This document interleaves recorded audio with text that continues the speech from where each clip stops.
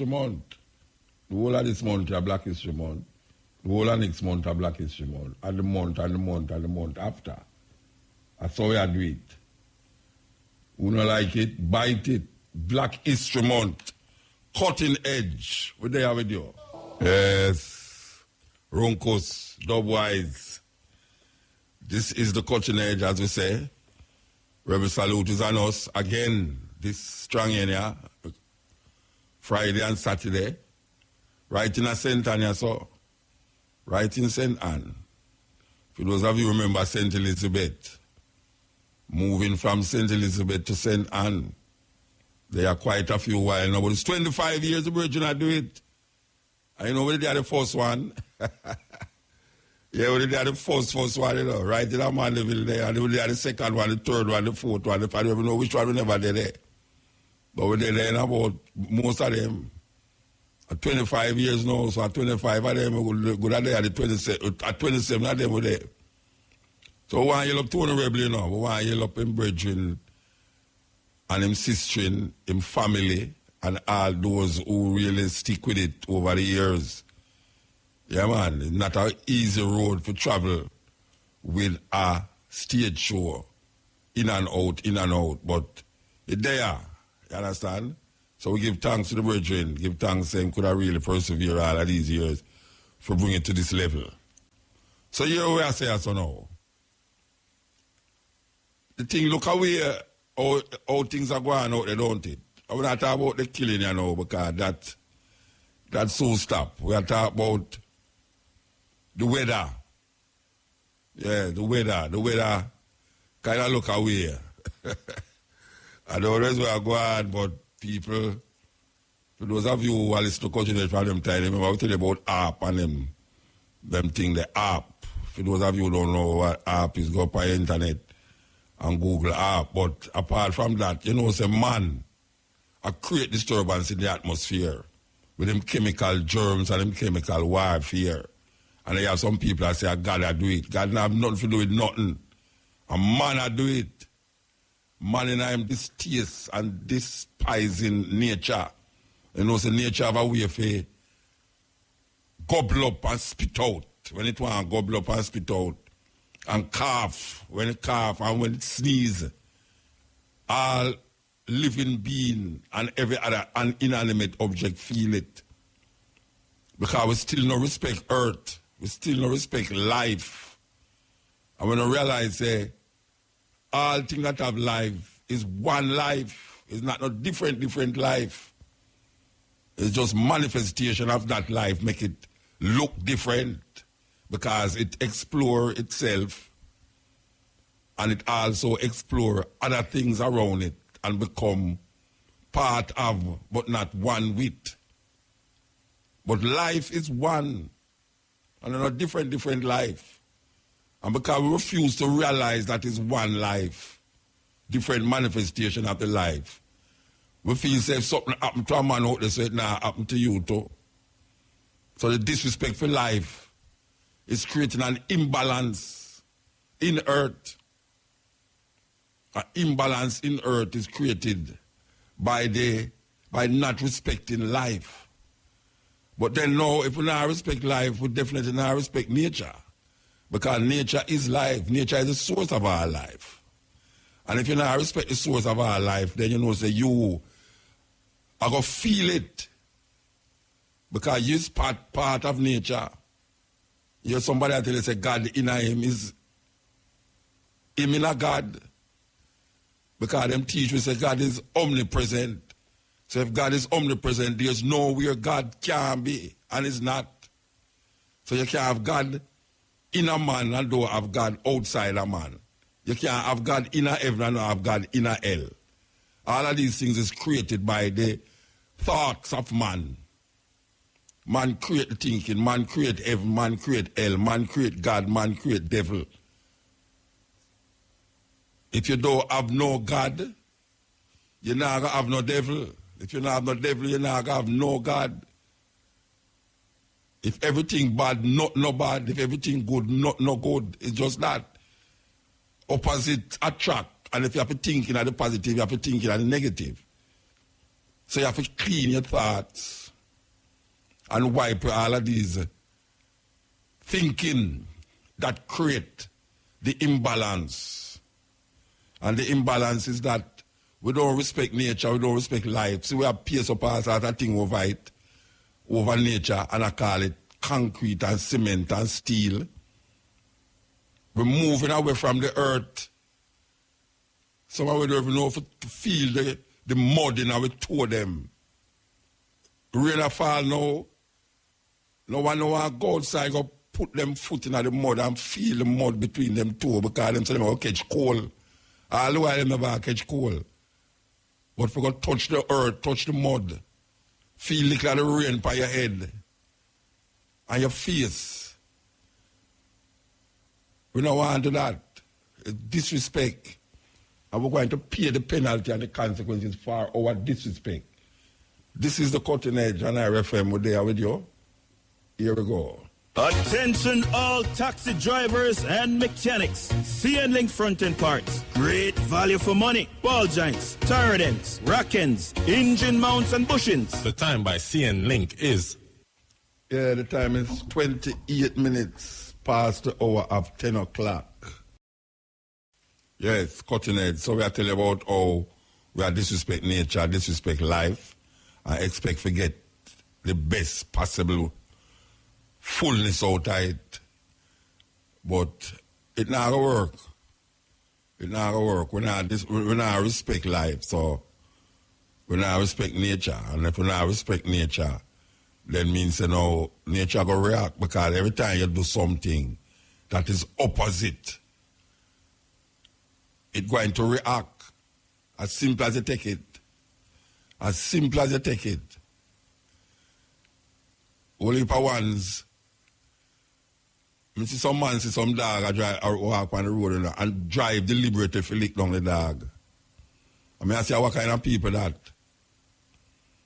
What kind of people that? If a man go drive a car to lick down a dog, and the same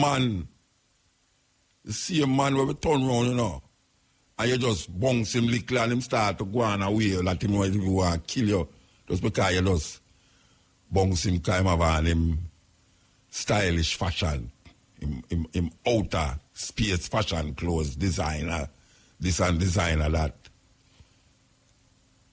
And black people fall short when it comes on to that. Because when you look on certain communities where you call a tight-knit black community, and some of the dirtiest places you'll ever see, and we're not talking about just Jamaica, we're talking about when you go to Baltimore, you go Brooklyn, when you go in a Brixton and all them places, it's almost like you know which part the black people them live.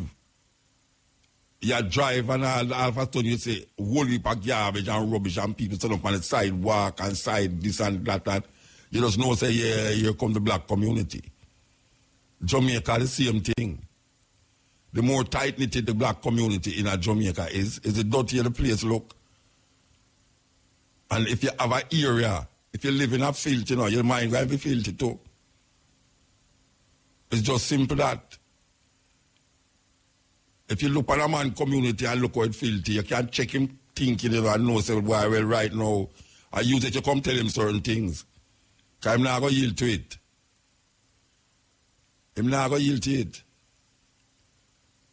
I'm going to try to figure out when we reach a stage there. Because I remember one time, I don't know if I choose more people in Jamaica and more community now become either garrison or what them call ghetto, that you find, say, people don't really respect clean environment for living again. You ever go down a Coronation Market on a Sunday morning, where you look on the garbage, and then all Saturday you see people sell food beside the garbage, like the garbage not there. Anywhere in the world you go, you see that. Anywhere in the world. Black people sit on the side and stack of garbage and sell food. And they expect to catch germs. I will probably go to hospital and don't know why we go there more than say why you pick the feel sick. You big the belly hurt him and you don't know what the big the vomit, the pick them this and when you go there, the doctor give you anything because him can't, you know, if the ask is what, where you pick the sick from. You just make the doctor give you anything and then you go home and take it and you feel good because the baby belly stop hurting. And then long after along the line, something else busts out and you hear say, boy, right now, is the long time thing. Because we don't respect cleanliness. We don't respect cleanliness. We put on the prettiest clothes and the blingest thing and the blingest that. And we look on the yard where we come out and the street where we walk and for go out the dance where we go. Dirty like what? Same people them who bring up themselves and I come out. And the same people them throw the rubbish and the garbage on the roadside. We don't respect life and we don't respect nature. Enough Jamaican never even say make them take a trip and drive out and go country. Country, when I say country, I talk about you live at Kingston and you go to Portland. Or you live at Portland and you go to Negril. Or St. Anne. Just drive. Just like how you would say, you go a party. Party is party. You go there, you see the same people that you see every day. And you make noise. A man send me a video.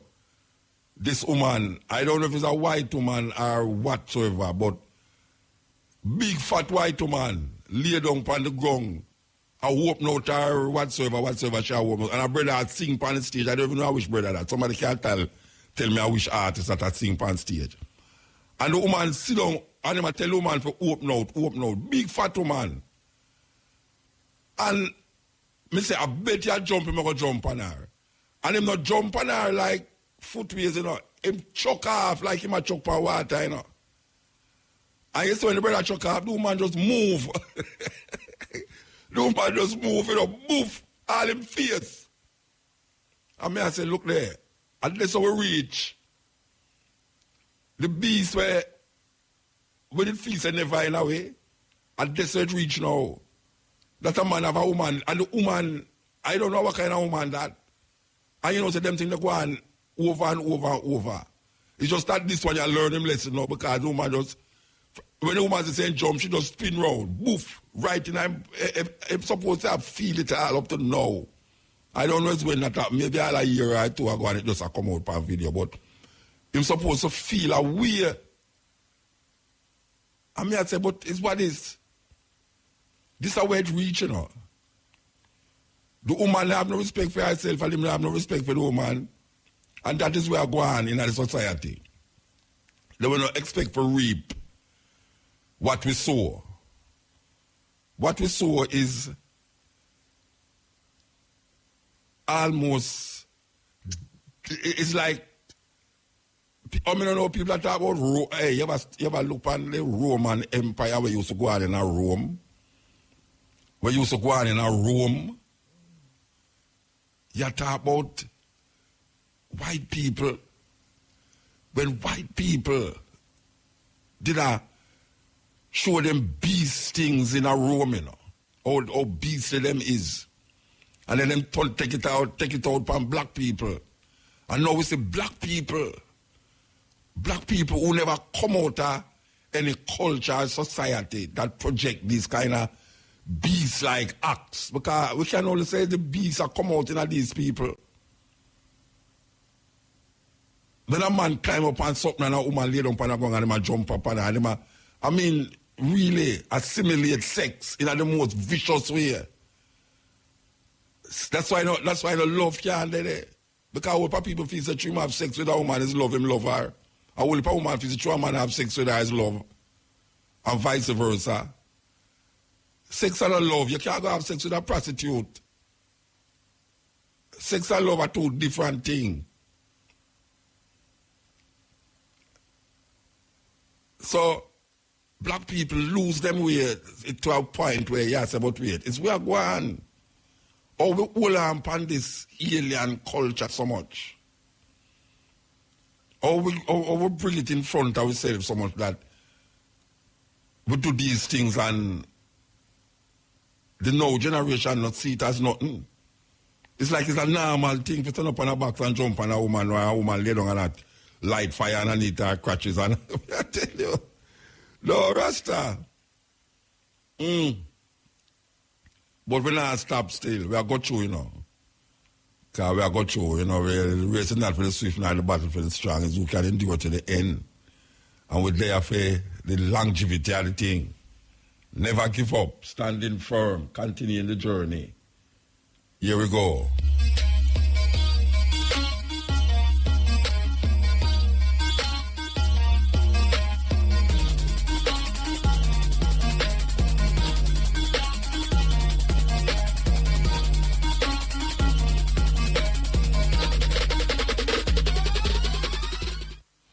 So we have to say, why are we having all of these diseases at a higher rate than any other race in America? Why do we have the highest diabetes rate?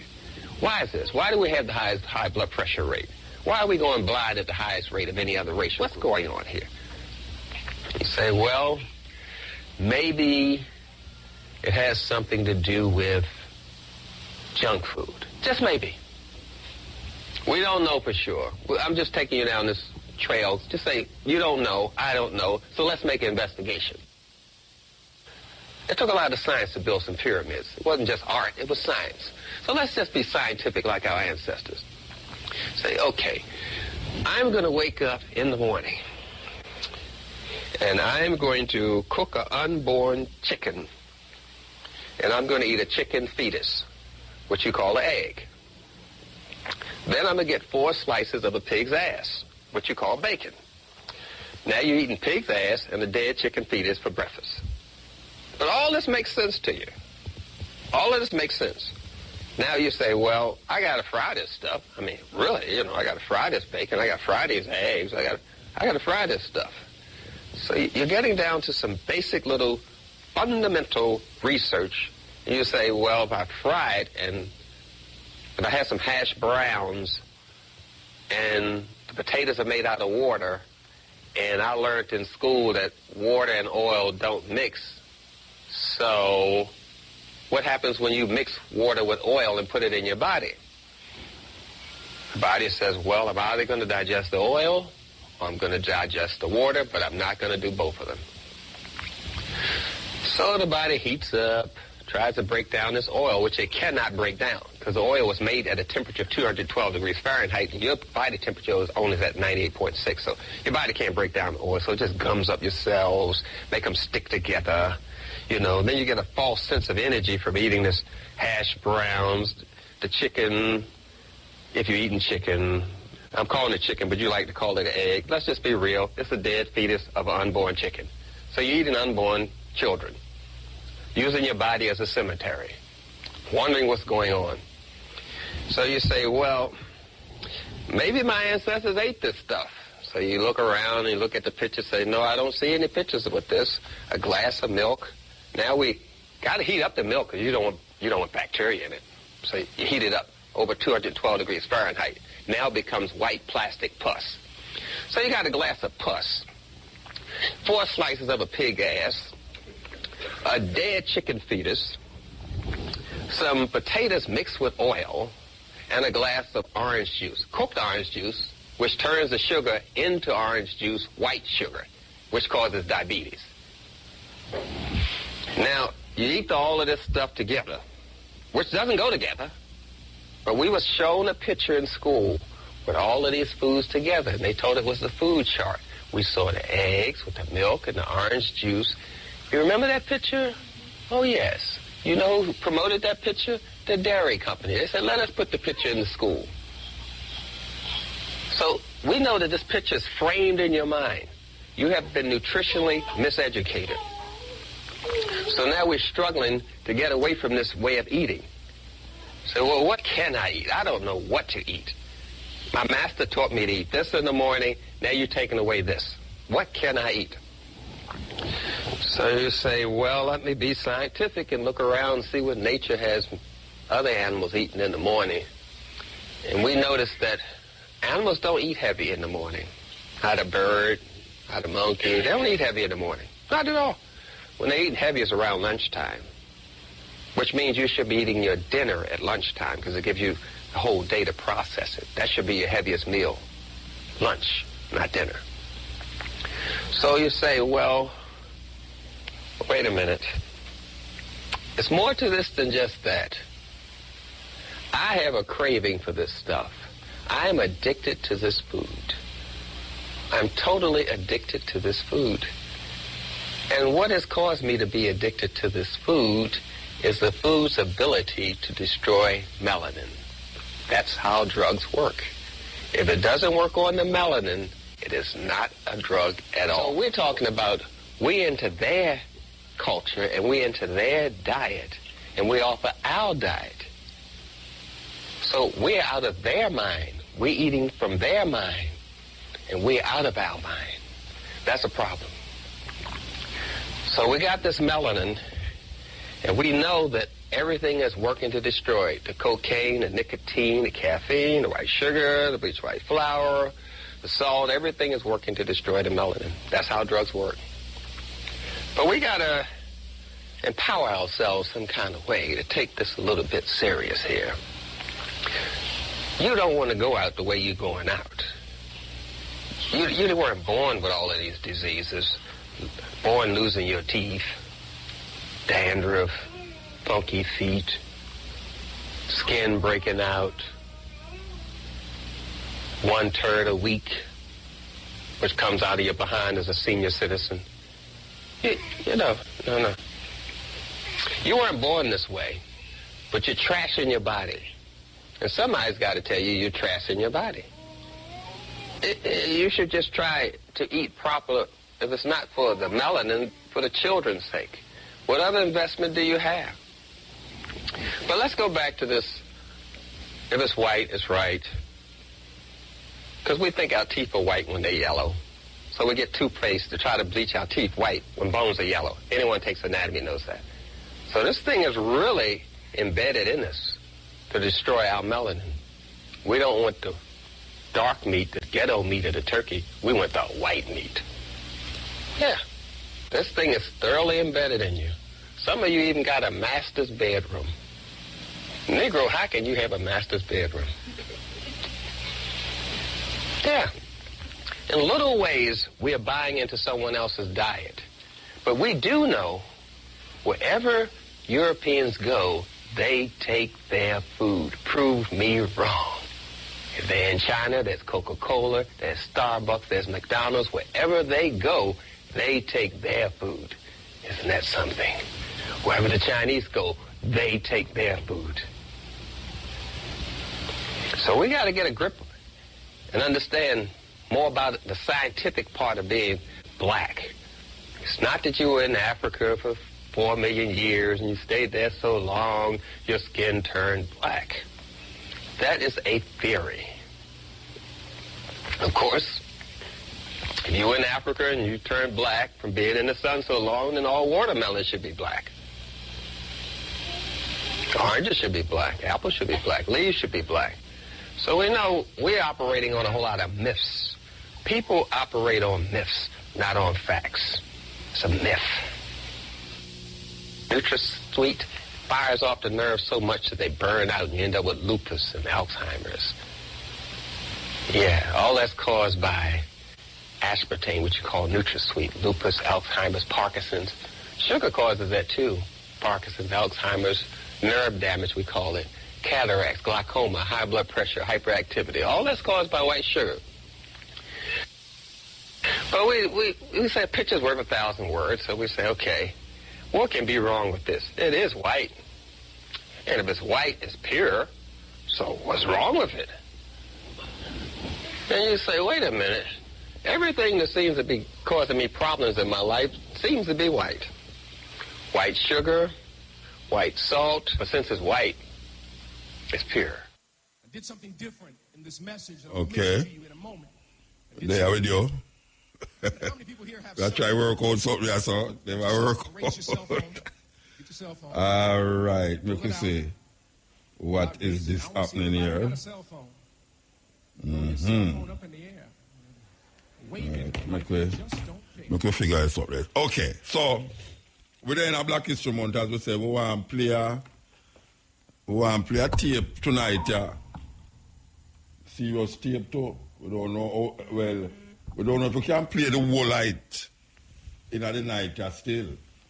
But we are going to try a thing and see if we can play the whole night because we feel it's very important and we don't like cut the tape them. You understand? We don't like cut the tape them, but I could play our music here first. I could play this music here. Yes, Sister Awa, may I tell you, okay, listen to this. Serious reasoning. Listen to this carefully. Listen to this carefully. You ready? Okay, this is a preacher, you know, in a church. You hear me say? This is a preacher in a church. Okay. On a public level. But I want to give you this final thing. I'm done. I did something different in this message that I'm going to mention to you in a moment. I did something different. But how many people here have cell phones? If you got your cell phone, raise your cell phone. Get your cell phone. Pull it out. Pull out, raise it. I want to see everybody who got a cell phone. Throw your cell phone up in the air. Wave it like you just don't care. You got your cell phone. Look at all these cell phones up in here. Oh, who y'all calling in the choir? That's what I want to... Jesus is on the main line. Got your cell phone. The cell phones that we have, in order for those cell phones to be produced, most of the cell phones that we have, you need a mineral called coltan. A mineral called coltan. Much of this mineral comes from the Democratic Republic of the Congo. The Congo was at one time was a Belgian colony. In 1960, they declared their independence, and a gentleman by the name of Patrice Lumumba became prime minister. Patrice Lumumba went to Ghana and sat at the feet of the father of Pan-Africanism named Kwame Nkrumah. Kwame Nkrumah is our school down the street is named after the father of Pan-Africanism. And when he realized, sitting down with Kwame Nkrumah, he could go back to the Congo and the Congo could grow and develop. But because there was so much money at stake, because the majority, one of the richest countries on the planet is the Congo.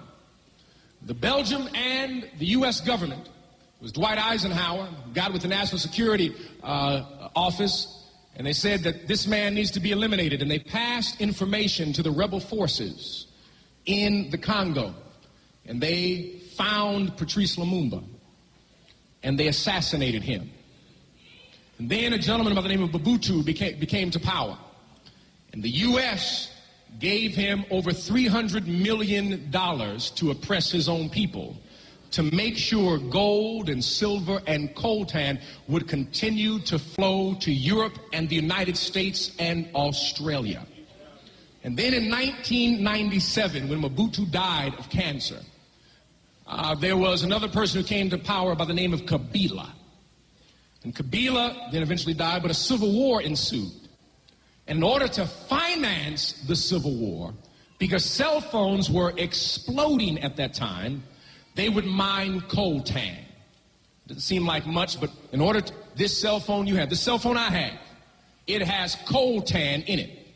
In order to get that coltan, they would kidnap children to mine the coltan in the Congo.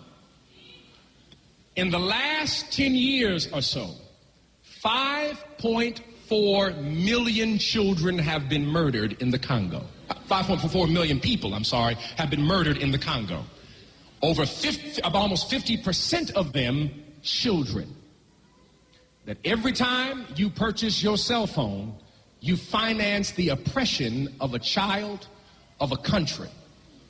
And there was a particular law that was attempting to be passed in the U.S. Congress that kept dying. It was called the Conflict-Free Coltan Law. So that no company in the United States could receive coltan from the Congo or any other area where children are being used, where it was being financing a civil war, where murder was going on, all of that. And this war that is going on, 5.4 million people. Let me explain it this way. In World War II, 400,000 people died.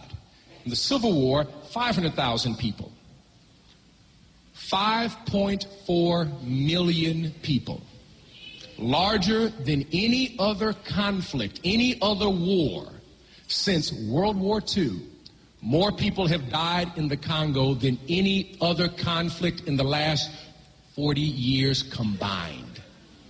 But no one has heard a thing. Because it's happening in Africa, in the Congo, and there's so much money at stake. Coltan. So this is what we are asking. I did this last week. We are simply asking that you would do three things.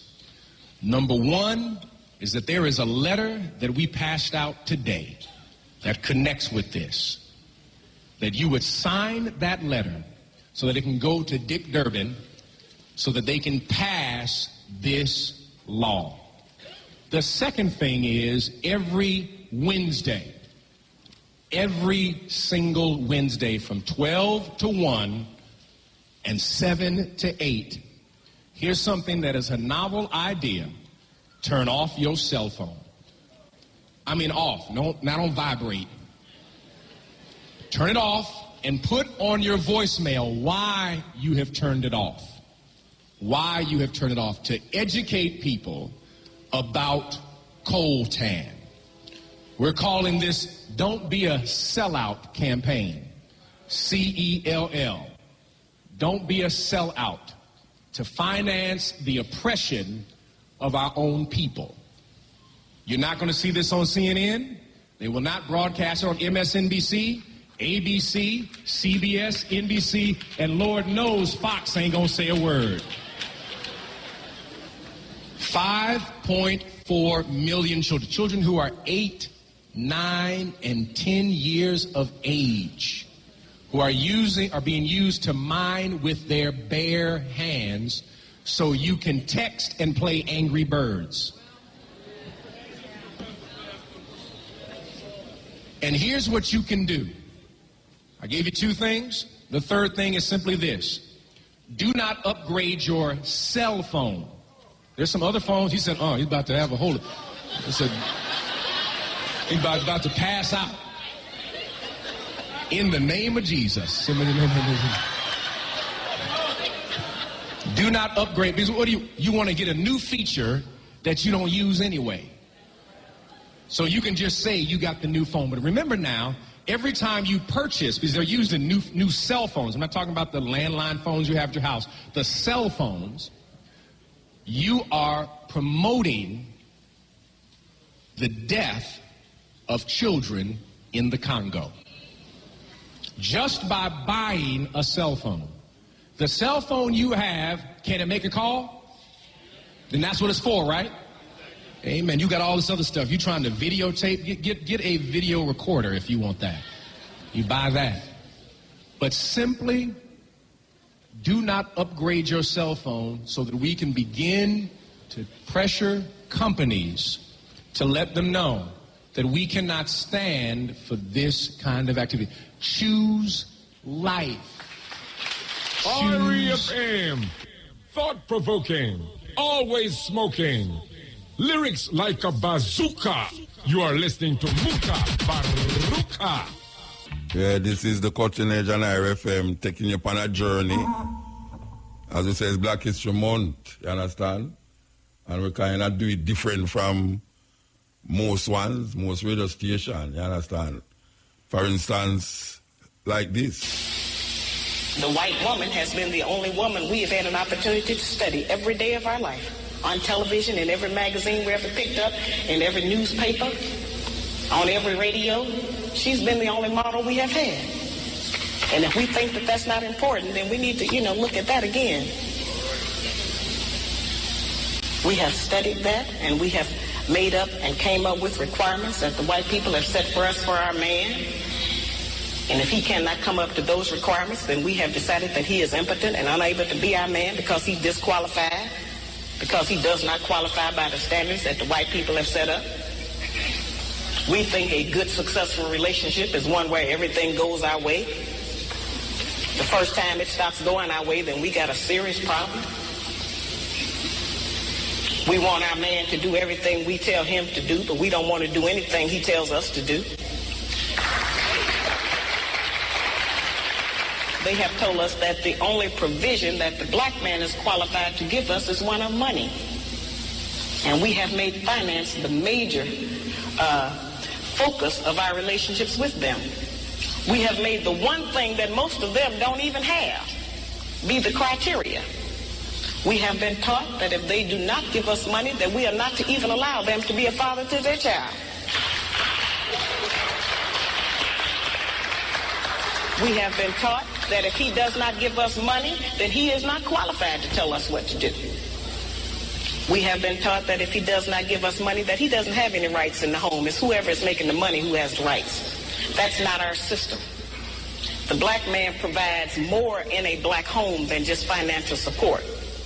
He provides direction, guidance, gratification, fulfillment, and discipline for our children.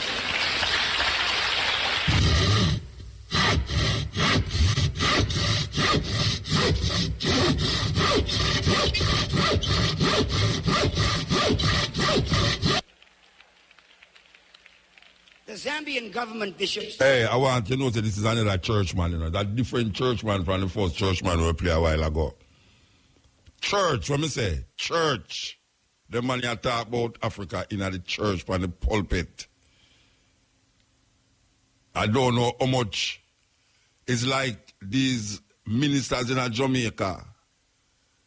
Them regurgitate and regurgitate and regurgitate. And I do nothing for the consciousness of the people them more than I promise them pie in the sky. And Jesus will come back and they must dead. Because them everlasting life is in heaven. That's all them teach the people them. Wicked set of people them. I tell you about if you're going to do this and do that and go blaze in a fire and go down in a 1,000 years of burning this and burning that. Lie them I tell. I hear them I tell the people them lie. And when you say the lie I catch up on them. Yes, because them is a set of pedophiles and thief. Most of them. The Zambian government bishop sold the copper mines in northern Zambia to an outside consortium for $25 million. The copper mines for $25 million because they couldn't manage to keep them. The company that came in and took over the Zambian copper mines in 3 months made a profit of $75 million. They did not pay the Zambian government up front in cash for the mines. They were going to pay them over a period of time.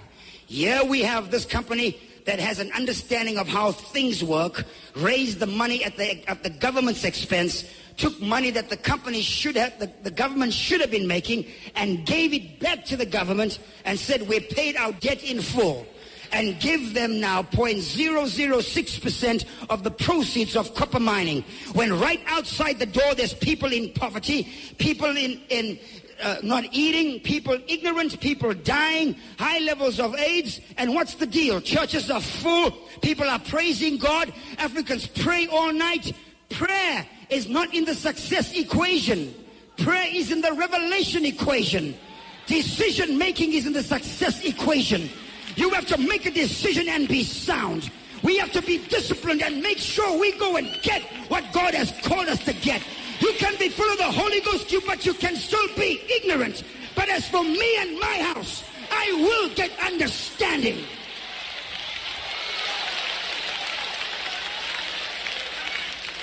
I will get understanding. Rastafari! This is Jafari. Listen to the cutting edge with Mutabaruka on RFM. The Zambian government bishop sold the copper mines in northern Zambia to an outside consortium for $25 million. The copper mines for $25 million because they couldn't manage to keep them. The company that came in and took over the Zambian copper mines in 3 months made a profit of $75 million. They did not pay the Zambian government up front in cash for the mines. They were going to pay them over a period of time. Here we have this company that has an understanding of how things work, raised the money at the government's expense, took money that the company should have, the government should have been making, and gave it back to the government and said, we paid our debt in full, and give them now 0.006% of the proceeds of copper mining. When right outside the door there's people in poverty, people in not eating, people ignorant, people dying, high levels of AIDS, and what's the deal? Churches are full, people are praising God, Africans pray all night. Prayer is not in the success equation. Prayer is in the revelation equation. Decision making is in the success equation. You have to make a decision and be sound. We have to be disciplined and make sure we go and get what God has called us to get. You can be full of the Holy Ghost, but you can still be ignorant. But as for me and my house, I will get understanding.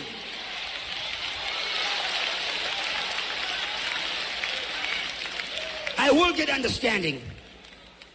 I will get understanding. It's time now for us to rise up and be counted. This year, the country of Ghana turns 50. Ghana was born the same year we were born, in 1957. Ghana and South Korea had their independence dates on the same day, the same year. But look where South Korea is. South Korea is by nature not a Christian nation. South Korea by nature are Buddhists. China, which is the next large world economy, they have stated that in the next 10 years, 20% of the Chinese people will be multimillionaires. That means almost 450 million Chinese will be millionaires. They are not Christians, they are Buddhists. The Japanese are Shintoists. Those in Indonesia and Malaysia are Muslims. It's not about praising God and hallelujah and a great thank you, Jesus. It's about possessing an understanding as to how things work.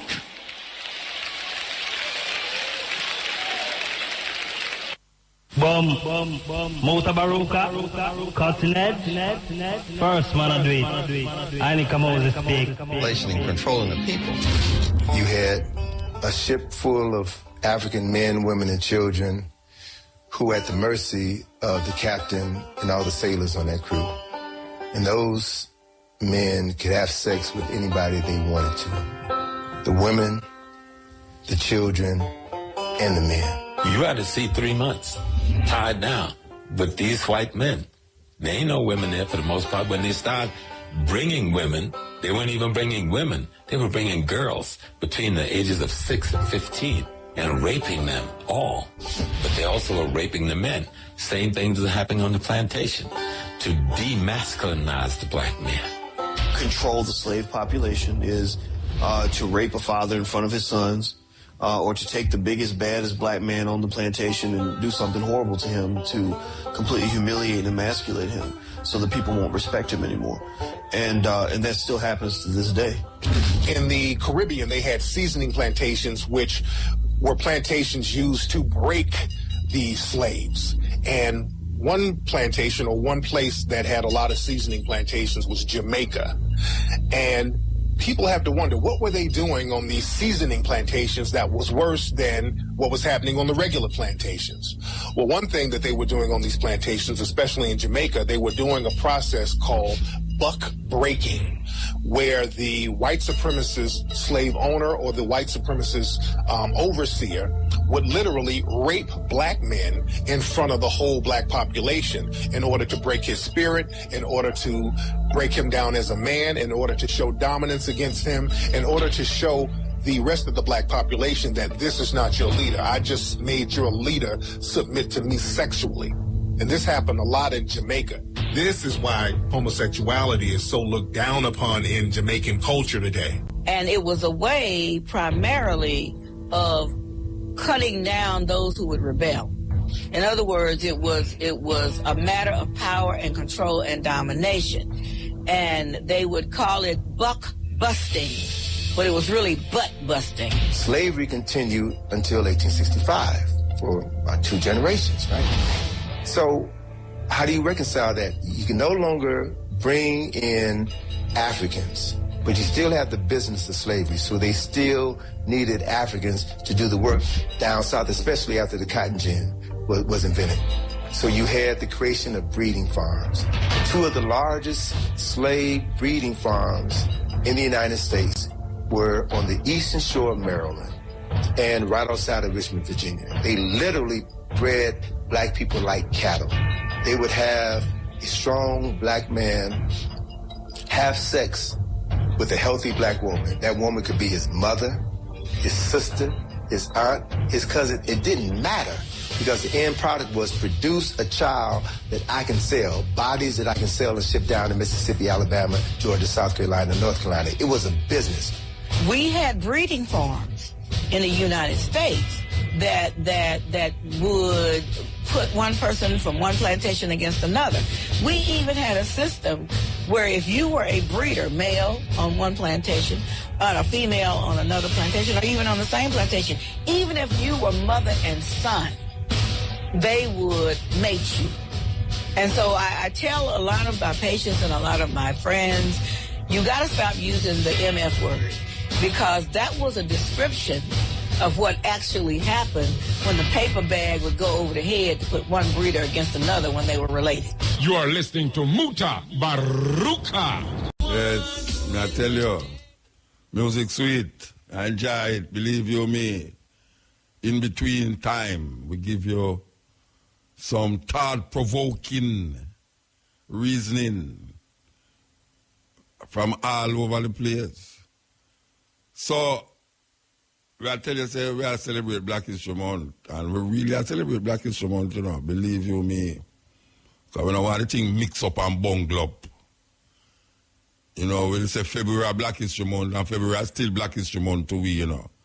But some people just come around, you know, and go like them want to overshadow it, and I come tell you, say, Black History Month is an American thing. Oh, Black History Month is an American thing.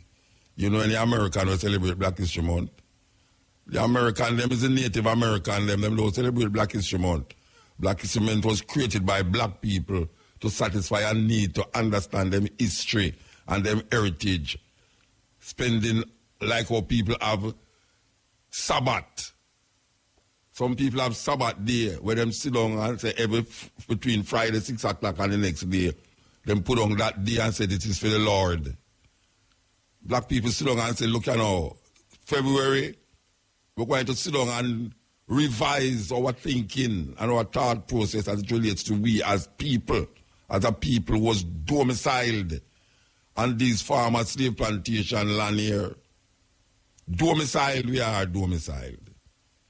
So in order to find a way, we create events and spaces so as to rethink and revitalize our energy as it relates to African people progress and non-progress. So don't come tell I about don't celebrate Black History Month because it's that. Because we said it last week and we're going to say it again and we're going to say it again and again and again and again. We have 365 days that celebrate white history. 365 days we celebrate white history. Last week we name out all the months of the years them become the months of the year them. Is Roman thing.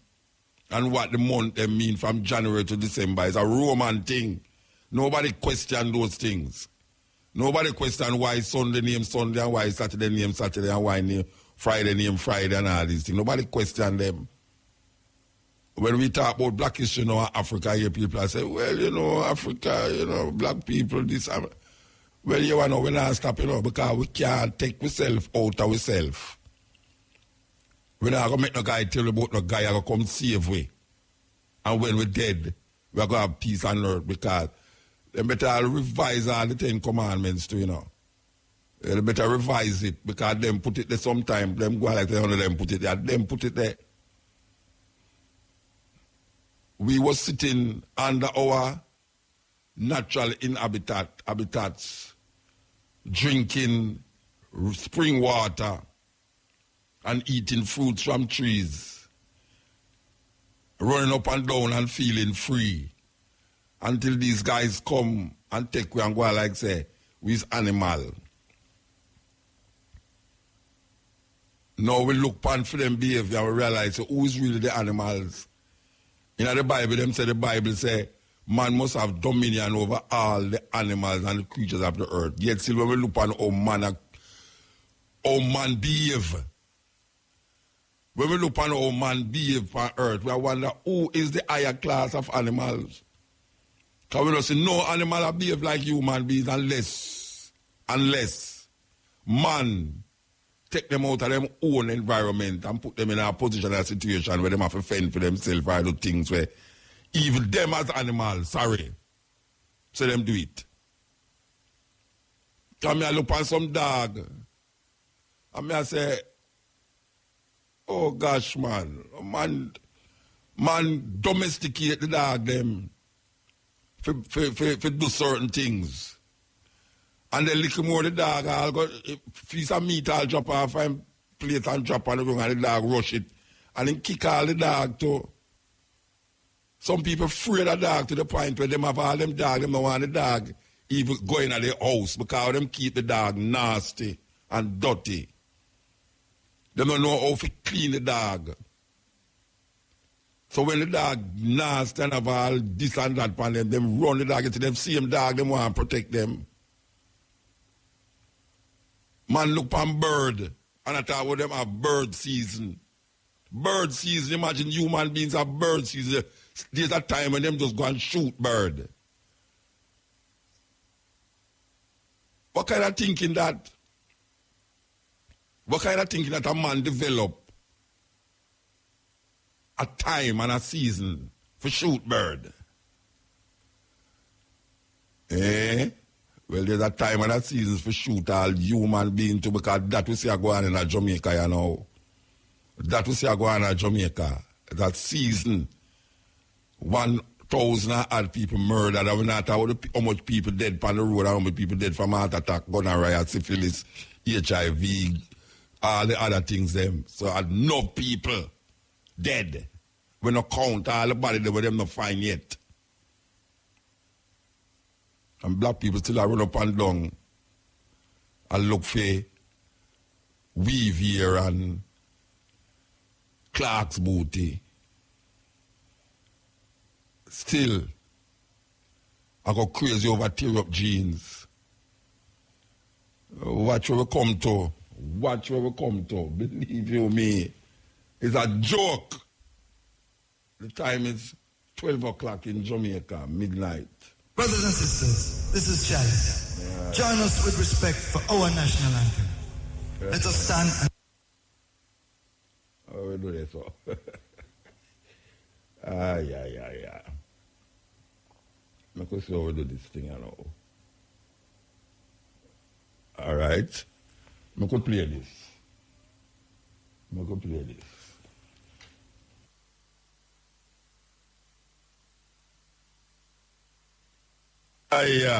Yeah, easy, Marjorie, easy. Well, that really sweet me to see how a dancer dance with a dancer truth. Yeah, believe you me, because the man don't know nothing about softness, you know. When a man stand up on the box and jump on a woman, you know, say, trust me, I just yaga, slam bam done. To the last drop, man, Magic here, Dijon, trust me. Sweet. Okay, here we go.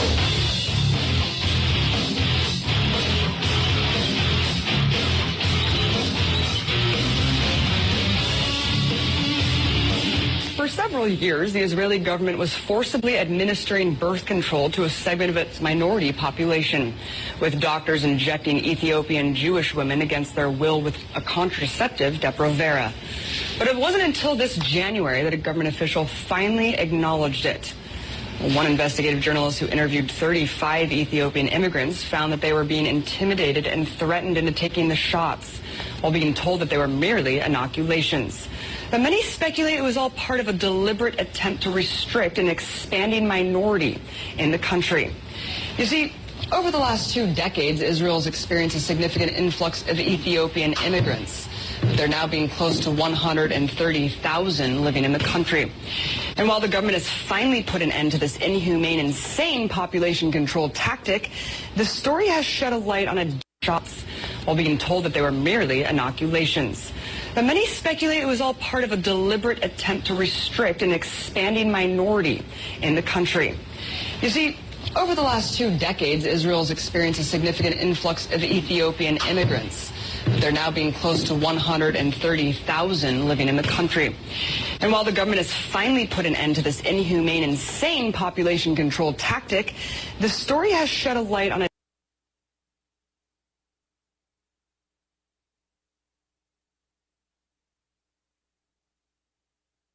dangerous, while being told that they were merely inoculations. But many speculate it was all part of a deliberate attempt to restrict an expanding minority in the country. You see, over the last 2 decades, Israel's experienced a significant influx of Ethiopian immigrants. They're now being close to 130,000 living in the country. And while the government has finally put an end to this inhumane, insane population control tactic, the story has shed a light on a dangerous contraceptive that's now being pushed and administered on women of color all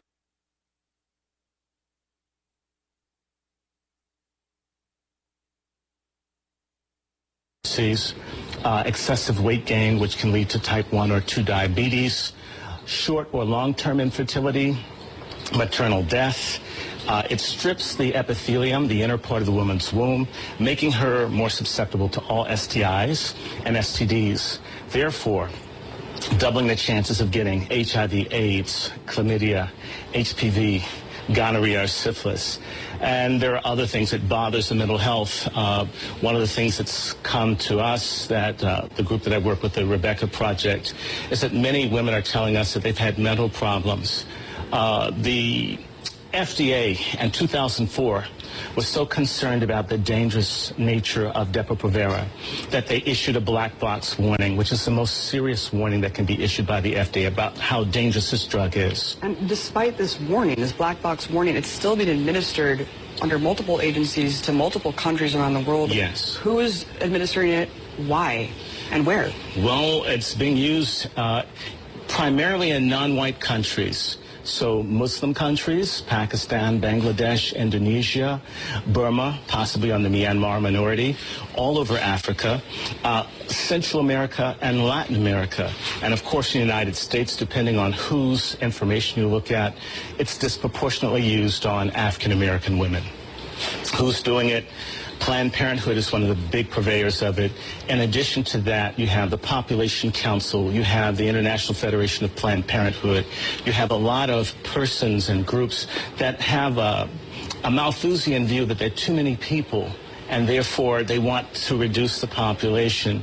They know this drug is deadly, it's cheap, and it makes huge profits for the parent maker, which is Pfizer.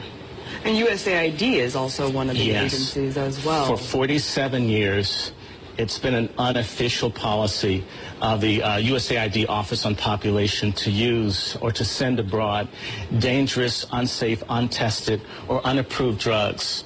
And you said that this is being obviously disproportionately affecting minority populations. Yes.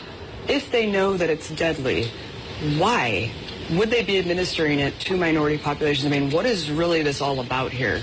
There are too many non-white people. If you look at a gentleman by the name of Dr. Ravenholt, who was head of the USAID Office on Population from about 1966 until 1979, he was able to first convince President Johnson that it was in the national and commercial interests of the United States that 1/4 of the women in the developing world be sterilized. So there's some sense that if there are too many black or brown people, that somehow their needs will conflict with the capitalistic, imperialistic aims of the United States and its allies. And there's been multiple lawsuits against Pfizer for the detrimental health effects from this drug, but they seem to be getting away with it and seem to keep, direct-to-consumer advertising. Well, how are they doing this? Well, they're making a lot of money. The U.S. Department of Justice has sued them in the last 10 years and fined them about $6 billion. But if you're making billions and billions, it's the price of doing business.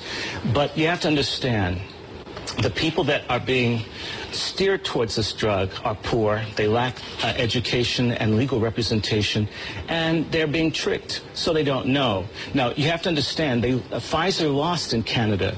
They've lost in Europe. But they go to countries where they can't be sued. You can't sue from Nigeria here.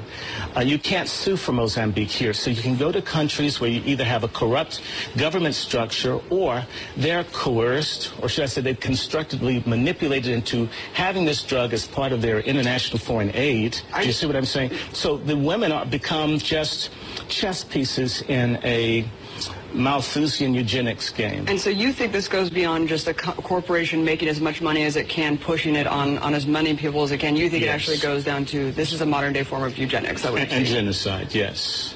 And it's happening here in the U.S. as well. Yes, it is. Well, that's very shocking, and we'll definitely follow up with this story. Very disturbing. Thank you so much for coming on. Thank you for your time.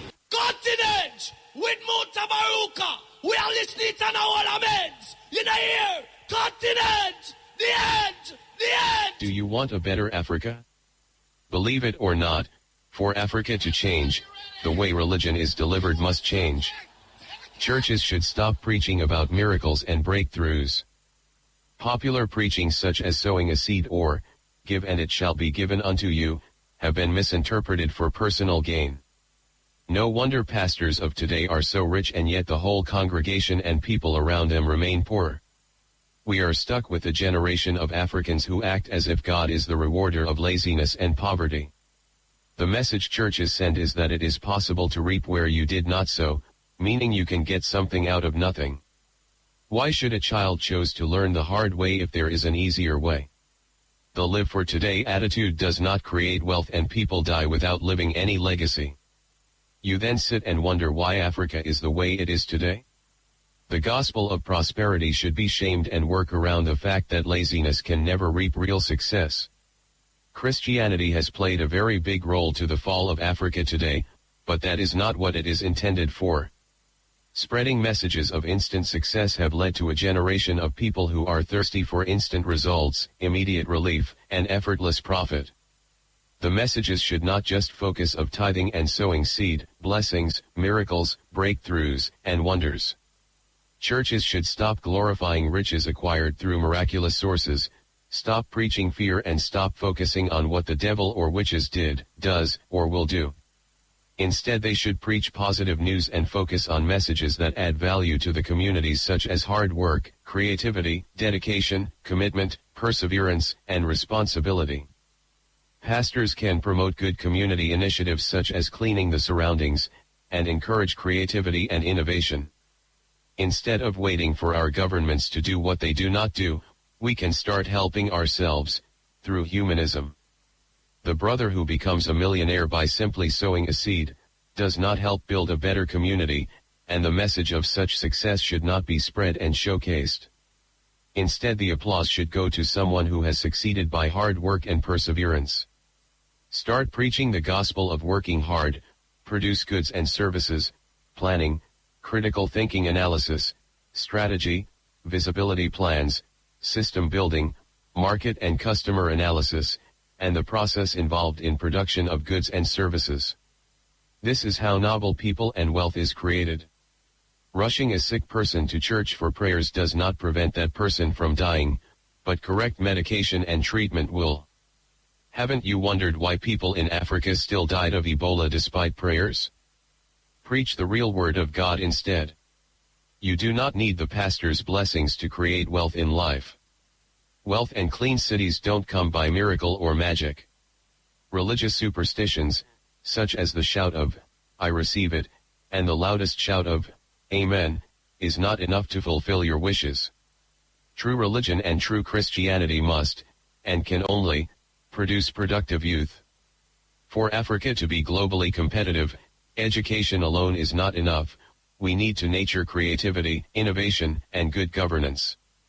What is an engineering degree doing if you cannot even produce a water pump? Ask yourself a question: what have other people created with a similar qualification other than just looking for a job? Please, be slow to anger, slow to judge, quick to listen and try to understand.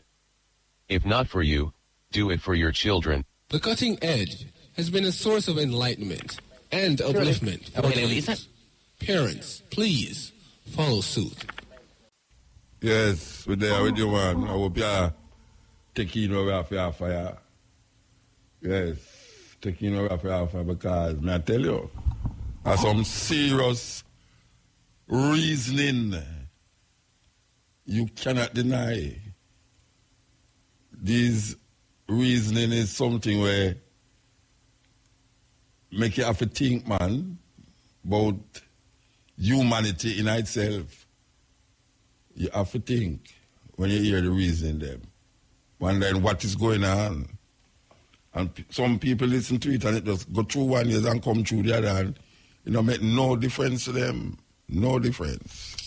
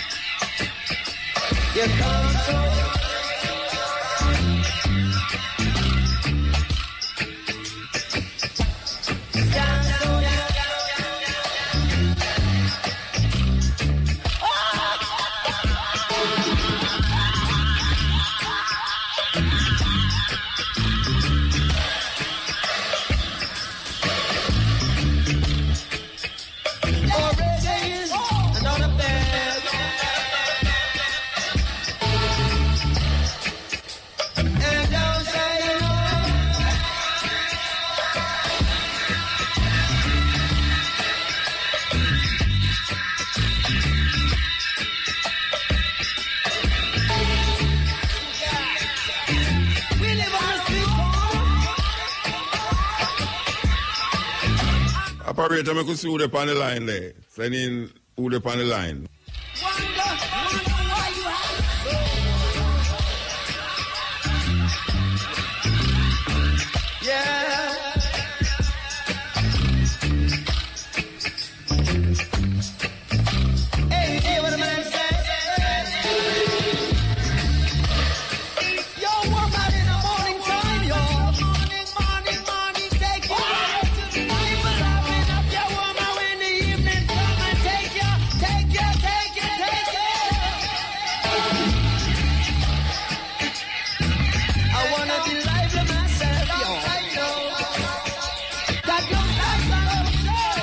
But I got to lively up myself. I'm gonna walk, baby.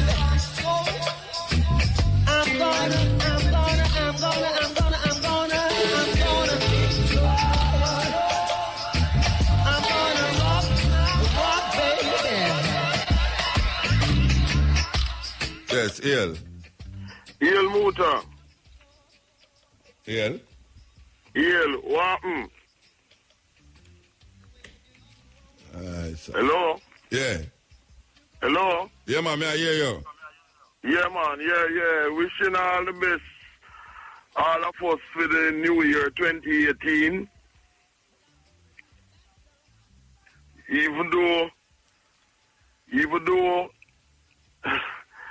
the killings in Chile at the start of the year have been, really disappointing.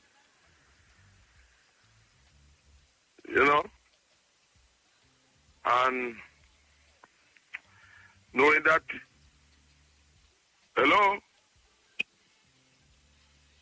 May I hear you now? May I hear you? Oh, yeah, okay, yeah. Yes, and knowing that yesterday, Wednesday the 10th, was the 121st birthday anniversary Amy Ashford Garvey, who was the first wife of Marcus Garvey, you know, and a renowned Pan-Africanist in her own right, you know, and was one of the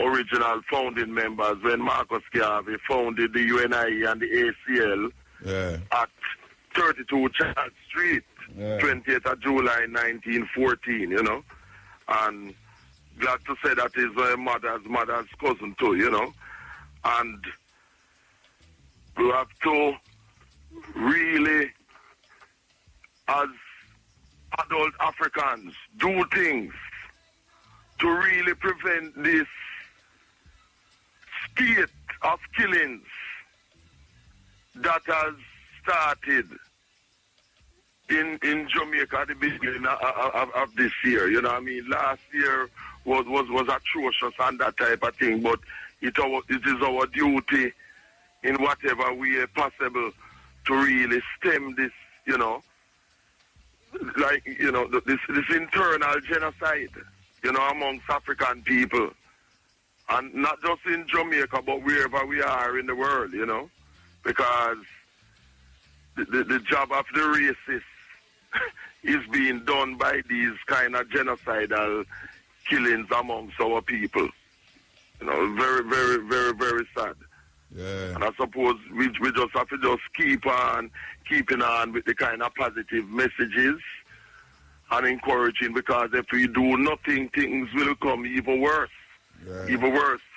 Yes, and we see in Israel, the Zionist state of Israel, as you have heard about, I'm sure, how Netanyahu has given an ultimatum that Africans must leave by March of 2018 to have risk imprisonment. Yes. You know? Yes, and we see this government abstain from voting about Jerusalem being the capital. You know, it's like this government and that is youth when Andrew one is from Spanish Town.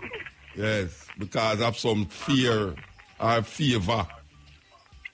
Either fear from America or favor from Israel. And I think it's more fear from Trump, you know, because, you know, that his female representative in the UN has said that they're taking note of everyone who voted against them, and that when it come on to aid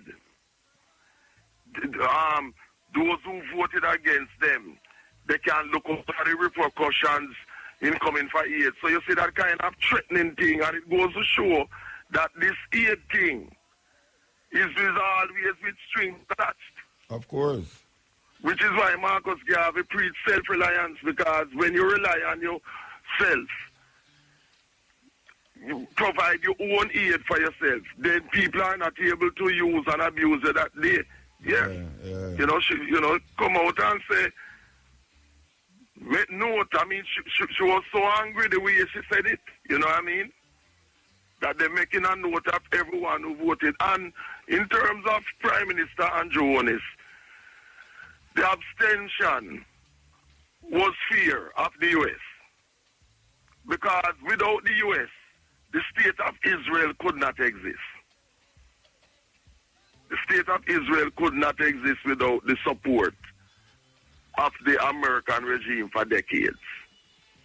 This is the only reason why the state of Israel exists, is because of the support of the U.S. primarily, backed up by Britain and France and others, respectively. You know, no other. So it's a fear, because how I see that abstention, you know, is that Andrew Jones would have voted against it, you know, but he knew of the repercussions.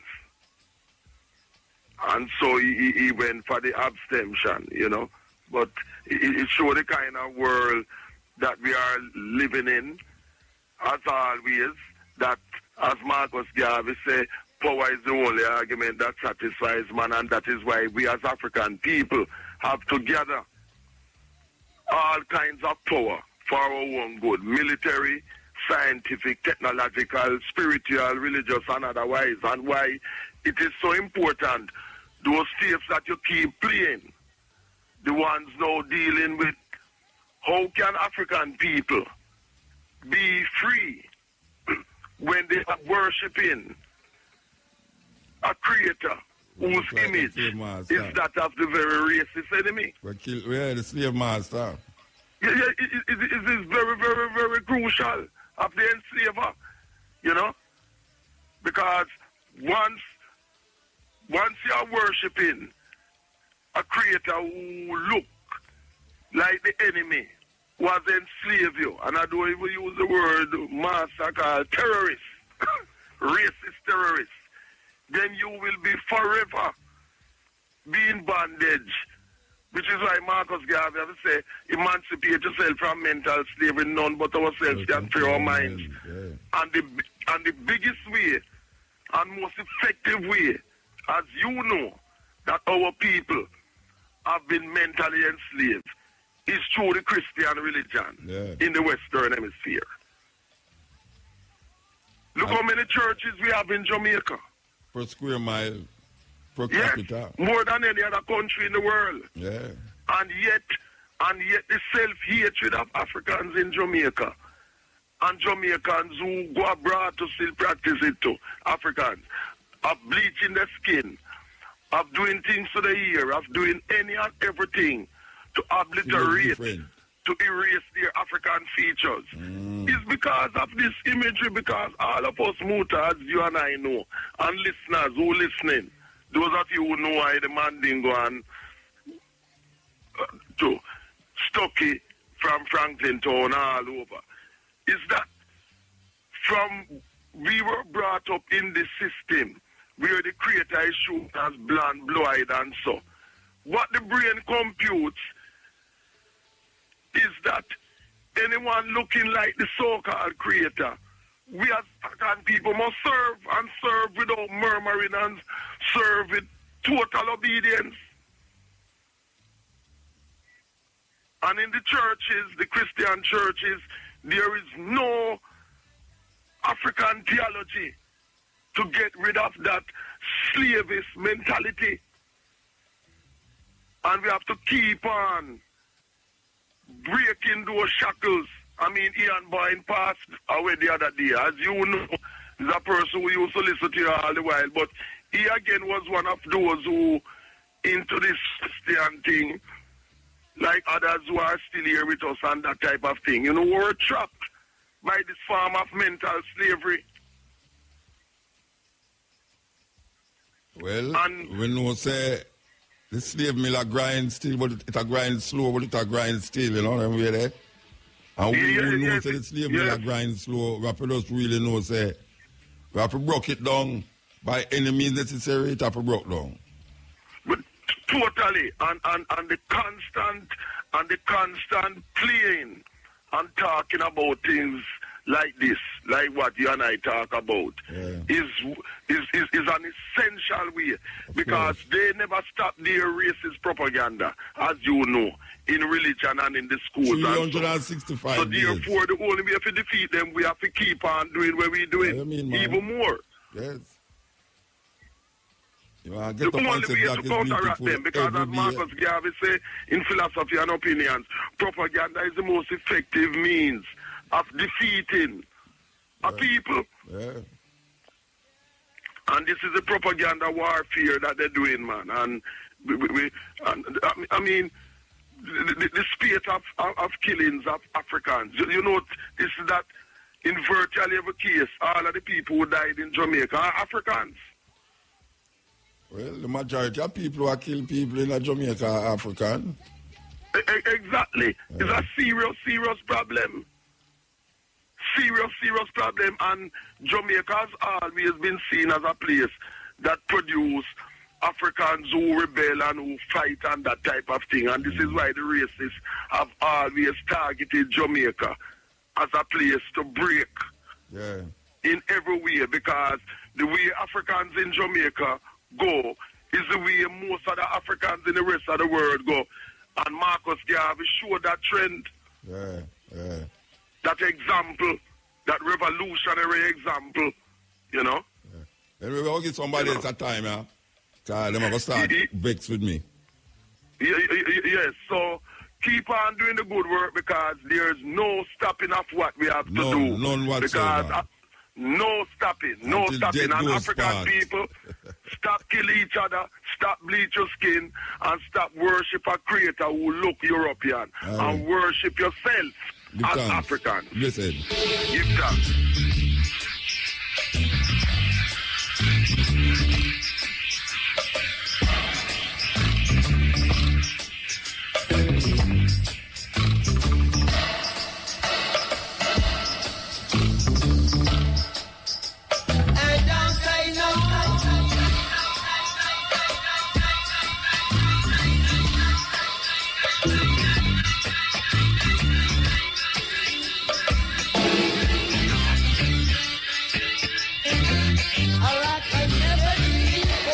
Yes, EL. Yeah, bless up, Muta. Yeah. Yeah, Wagwan, brother. Talk louder. Wagwan, brother, morning. Morning. Yeah, man. Yeah, hear me, Muta, but there, you know. I really go on to Jamaica, Muta, you know, see how Jamaica mash up. I don't know if Jamaica mash up, is the people that kill half the money and that. Well, you know, people from the over man, them coming from Indian man, you know. That have nothing to do with it. Yeah, man, the place is flood out. Where they talk louder? I be a destruction go with them people that go Muta, man. The place is flood out, man. Them people that destruction follow them, man. Hold on. You say because the Indian them there, why the place is flood? Yeah, man. You come to that conclusion? Eh? Where the Indian people have to do with the flood? Them control nature? Everywhere where them go, man, destruction. No, may I ask you if the Indian people them control nature? No, them no control nature. Then how them are going to make the place flood? And them dig out the place them and them cark up the gully, them make the place them a white hole. And them make the people them a build. Destruction and follow them, Muta. Destruction and follow them, you know that. Man, stop talk foolishness here, man. A foolishness here, say, man. Damn foolishness here talk. Muta, where you say a foolishness? A foolishness here say talk, man. That means you support them then? Support who? Who over with me and them? Me I support Indian over, man. No, me not support them. But me I tell you, say, them have no control over nature than how me and you no control it. So that was foolishness. You gone? Gone. From go ask if me I support the Indian. And me talk about say how them bring them things. Yeah. I want to let them man really listen to when me talk. Me who I bring to the attention of the people them say, oh, them have Indian people, yeah, so I do things where if Jamaican people do it, them say it's illegal. And me who I tell the government, say, watch a whole heap of them they are illegal, them for go back at them yard because them they are illegal. This man I come ask me if me I support Indian. Because he might tell me some little foolishness about them make the place a flood out. Nobody want. All right, sir. Happy New Year. Yes, EL. EL, my boss. Happy New Year, sir. Oh, you what? No, and then I'm going to be attacked to see, I tell him Happy New Year. But it go for you too. Happy New Year, man. Yes, sir. Well, man, like call and talk foolish parade, sir. But I don't know, sir. The man said the Indian, they make the place a flood out. The man said the Indian, they make the place a flood out. But no matter them, I don't know where I talk. And you will agree with them, so we have to defend them. Yes, but first time call by your program, still boss. Hey. Yeah, man. Welcome, man. I tell you, man, when we are look on this crime thing, boss. You don't believe we can do something to it? What do you think we should do? But we have to get rid of the aid of the government of this party. We have to get rid of the aid of the government? Yeah, man. And then the crime we done? Then also we have to get it done. And them have to clear up if they're not straight, you know. The rest can't straight. Yeah. You don't believe that? No, but I say, if you get rid of the government, all the crime are going to go down. The man, them are going to say... No, we don't say get rid of them, you know. Yeah, what you say? No, we're starting from the head of the government. By doing what? By clearing up on the head of the government come down, man. When you say clear it up, what you mean? All right. Fire them? When I talk about no, boss, when I look on, you see, the phone But they are the police, them I work with the phone, them not necessary, man, walk it out, where them call it the radio, that them they have use, man. Oh? Yeah, man, if they have the radio use, them just take them off, just give them the radio, man, no phone. Why no phone? Why? Tell me why. What is the purpose of not giving them a phone? Tell me why. What is the thinking behind that? Huh? What is the thinking behind not having? Why the police them shouldn't have phone? Yeah, you see, them have the phone now and them linking back with the rude boy. Them just the same with the phone them. Oh. They give them just work with walkie-talkie with them. It connect on to the police. You get to me, I say, Papa. Yeah, me kind of that already. I say, but here, what Jamaicans see how we where them get round that too, you know. Yeah, they will get round that. Because them just have all that channel there where they just have them friend to and just make them friend here with them and say and do it, so we don't know. But we still are interested in the way I say when you say get rid of. If we drop them out of the way, you know, because you man, the man if you work on the law, the man work against the government, then I work for the government. Who that? The police, them. I will check you out, man. You know, so much of them will in a gang feud. Yeah, but when you say we must get you at the top, which top you at? The police or the government? The police, them. Oh, you're talking about the police. Okay. Them are the problem. The government have to get on to you and say, well, then I police them. So when the government get you at the police, who are going to do the policing? Well, you know, I say, I don't say get rid of the police. I say, the police, them are the problem in the system of what's going on. Yeah. So I ask you, when you did just start. All right, me make a call on a station. No, I understand what you say, but here what I say, no. I understand what you say, but when I ask you, when you just start, you say we should get rid of them, get rid of who? No, Mr. We have to start from the head of the government to clean up the system of Wagwan. Okay, all right. Yeah, man. I understand you. We have to talk from them from up and stop them. Man. Clean up the police force. Take the land, every day now run let the country and the land. It's not going to work. No, it's not going to work. Definitely. That I do. Too much indiscipline are going. Exactly, sir. Yeah. You see? So you have to run them and a principle everybody, not only the government, not only the police. The people them work against the law. Yeah, but not only the police, you know. We are talking about the people them. Yeah, you see, and the people them are the other one, you know, because them know every little thing what happening at the village, you know. Yeah. You see me? But at the meantime, to really forget to the system, them have other one who back them back and call had a end so boy.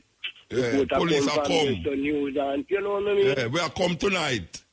Them think they have to come out of the system, man, and then get the system clear up, man. Give the man a walkie-talkie, man. All right. Don't all the bad man when you hear them talk about. Don't each and every bad man. As you hear about police, a different thing. Yeah. Then if they're in a link with them, boss, you see, them thing I would not go on, man, because some little shooting where you hear a galang, so all them drive-by shooting.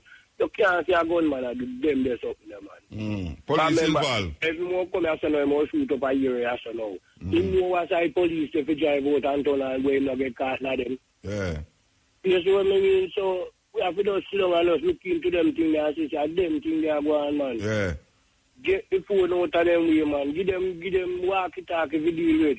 If them creep off our money and stuff and then just a boom can read then and get back up on this and get back up on this. Send out the soldier them out with them, go work with them. Yeah. Them they has a defense to the country, you know. Yeah. That's true. Yeah. So that means when intruders in the country, them to defend it and get them out. All right, them around with the police, them right around, man, and no police be seen with the phone. When in sign the duty, you just left phone a yard and have the inspector who take phone from them have no access to no phone. Yeah. As if we not get a better crime system in this country. All right, sir. I hear you. Give thanks. Check you out and see if that can really work out, man. Because we're tired of them shooting and them killing. Even no much longer you're going to shut up for what? Not at all. Everybody tired of it. All right, Bridget. We have to move. Yeah, man. Take care. Yeah, man. Give thanks. But I said, give the police them walkie-talkie and get to that cell phone them.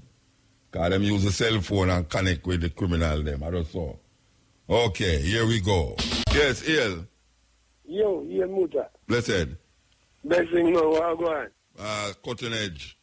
I love the program, but man. Still I laugh about the man they talk. Another one they want to talk to. And the Indian, they make the place a flood. A flood. Right. Well, I want to tell you something. Yeah. Yeah, the other day when Montego Bay flood, you have some people that say the reason why it flood that show too much blood around long Montego Bay, that's why it flood. And at the same thinking, you know, at the same thinking, you know, same like the man who just said the Indian.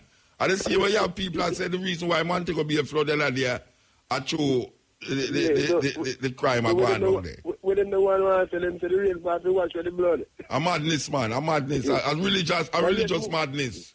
Yes, Mutabaruka, I say I love the people where you have to listen, man. Yeah. Rastafari, black people forget white now and see and know. You see how some young girl who they might behave and they might run, go take all them contraceptive and they say them.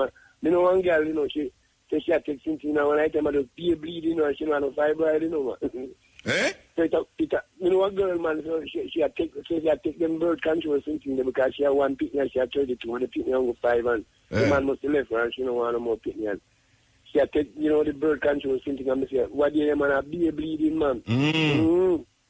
So when she go to the doctor, what them say? Yeah, I said them take the way they play, man, I would find enlightenment. No, when she go to the doctor, what them say? When she go to the doctor? She said she got private doctor and she had no fibroid, but I want, you know what, see the doctor. I say, but you don't have no private doctor, so you have to go hospital doctor. But I didn't think them, you know, going not too much woman talk with her. You understand? Yeah. Yeah, man, but she said no fibroid, you understand? Okay. Yeah. A good while, no contact her. So, she said she go buy one tablet at it, then recommend a tablet at the pharmacy. But when she got the pharmacy, they don't have it, so she have to go order the tablet. That pharmacy have to order the tablet to get it, because they never have the pharmacy where she go. Okay. So I really get back to her to find. A whole part of Taguana, Jamaica amongst women, them yeah, man. Yeah, man. And the people there a couple of weeks ago to go where they talk about the Ebola, where them and you know the water where people are using a certain community where the black people and them genetically modified GMOs, them and all the WHO are health spread it and all the CDC, you know, really, you did it? Yeah, man. Yeah. And people are listening to them and make it go through them years and nobody check it, you know. Yeah. There are people are listening to it and they'll say, "Sure, what that?" Yes, yeah. Oh, some people are simple. Right, you know, I'll even want to buy vegetable and something there a market because I might use it for fertilizer. And may I tell you? May I try clean up my little and plant my little. Fred, man, I'm scared too. I know you want scared. I'm scared too, man. Yeah, man. You buy tomato, it's tough like stone. Inside of it, you know, for 5 years, tomato juice, and you cut the amount of juice, you run out of it. Why? Onion now, bonya again, you know. No, sir. Onion come like sour sap now, sweet sap. All right. And as they put on the onion, let them start rotting. Oh, gosh, man. Right at the big light. Yes. And lime now have juice again. Man.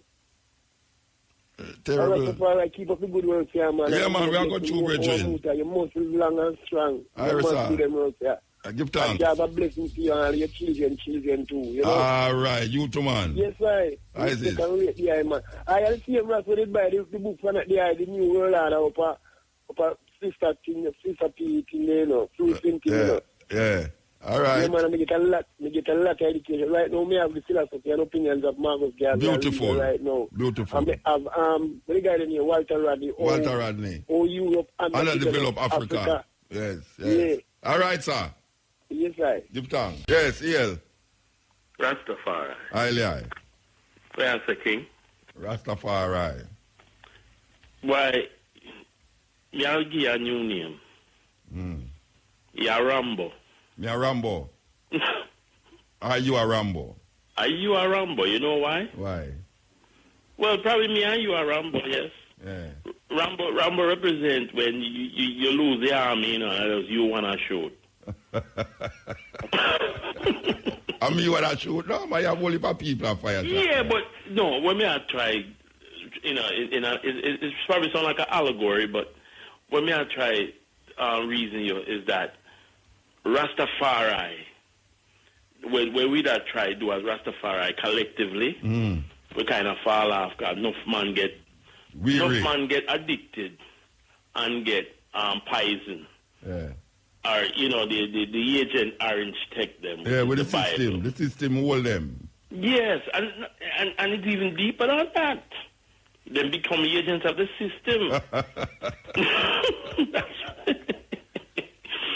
In the sense that, Muta, if you look upon all the ancient one, like Bongo Watto, and you look upon Prince Emmanuel, Hibbert, and all, you know, Rastafari represent black man that try to work himself out of white supremacy. And colonialism. And colonialism. Yeah. That's an attempt, that's a revolution. Of course. A movement of trying to find himself out of that and find himself back to the black reality. Black power, man. That's what it is. Rasta is black power. You know, because we don't separate government and spirituality. It's all one to it. Of course. So we kind of fall off of that because we still were using, because the white man teaching, we were still using the same book, the same weapon that him enslaved. We were using the same weapon to find a way out of it. Yes. And when it comes to a point where we buck with foot, we never said, well, maybe time we put it down and read other books. Something else, yeah. We just go back into it and get deep. I try to reinterpret it. Yes, you know, I mean, realize this fire. Yeah. We in Miami, you know, in 92, you know, Centenary, you know, we have a bingy there, you know, and then call police, you know. And the police, and then the firefighter, they say, wait, what kind of religion on that have? And then the elder come out and show him the religion and say, boy, well, we read the same Bible you read, you know. And we believe in Christ just like you. And him say, what you mean you believe in Christ? Yeah, we just believe that him come as Haile Selassie. And me see the white man just get calm. So him say, wait, so you believe in me Jesus? Yeah. We just see that him, the second coming come already. And him come as his majesty. So you now go take up no gun and kill me. No man, that's Selassie I wear wait pan. So what you mean? You believe in Joseph, you believe in Mary, yeah. So you believe in Moses. And the white man just feel calm and say, wait, so you know I go wait till Selassie to come and deal with wherever, Babylon and them something there. Yeah, man. So no gun on them. No, man. I chant Isis and we burn fire on Babylon because Jah will come deal with it. And the Babylon say, yeah, all right. We just turn on the music. We all right. We don't want away. Yeah. And he left. Yeah. And that's when me pick up the book of the dead, you know, and start mixing with them mad man at that about. You're not a threat to the system or Babylon. Yes, you're not a threat. Yeah. Can you realize the naughty dread there? I just dread them kind of a little bit frightening, but you know, I don't know, be a might be the same thinking. He might be the same thinking. He might read the same. He might read. Him addicted to the same weapon. Yeah, man. Him get the serum when we put in at the rest of them. Yeah, when forefathers give way, we still hold on upon it. So that is all right. Yo, it's a dread thing, you know, because you know you lose no friends, you know, when you reach that point where you realize that. You know, even I and I, who you feel say I go the right way, I still I go the wrong way, you know. Well, you know, say that's why I call you Rambo. I say, you know. That's so drastic. That's so drastic. You see what I say? Hey. You just out there fight the battle yourself.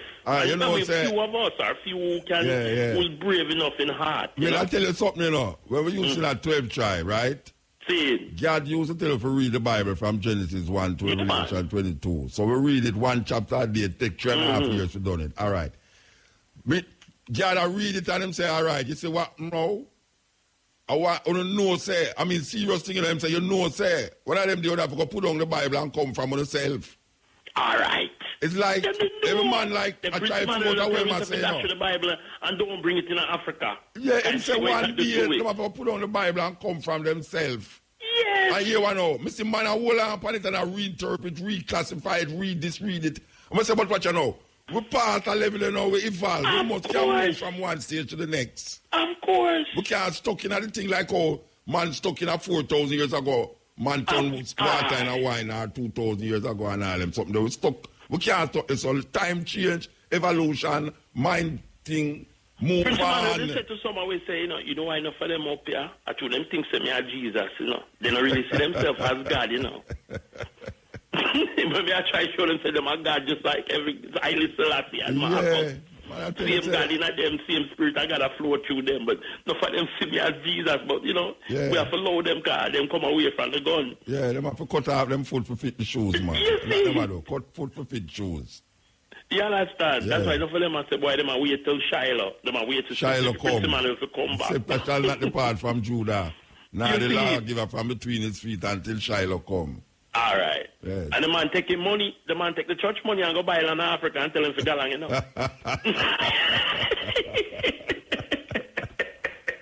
Why, yeah. Why, black Don't people? want. Yeah, well, that's where it goes. And we're supposed to be the savior of people, so we have to get this stuff right. Yeah. But we give thanks for Rambo still, you know. All right, sir. All right, Rastafari. Give thanks, man. Blessed man. Yes. Lovely Bridget. Yeah, the man said Rambo. Is that good?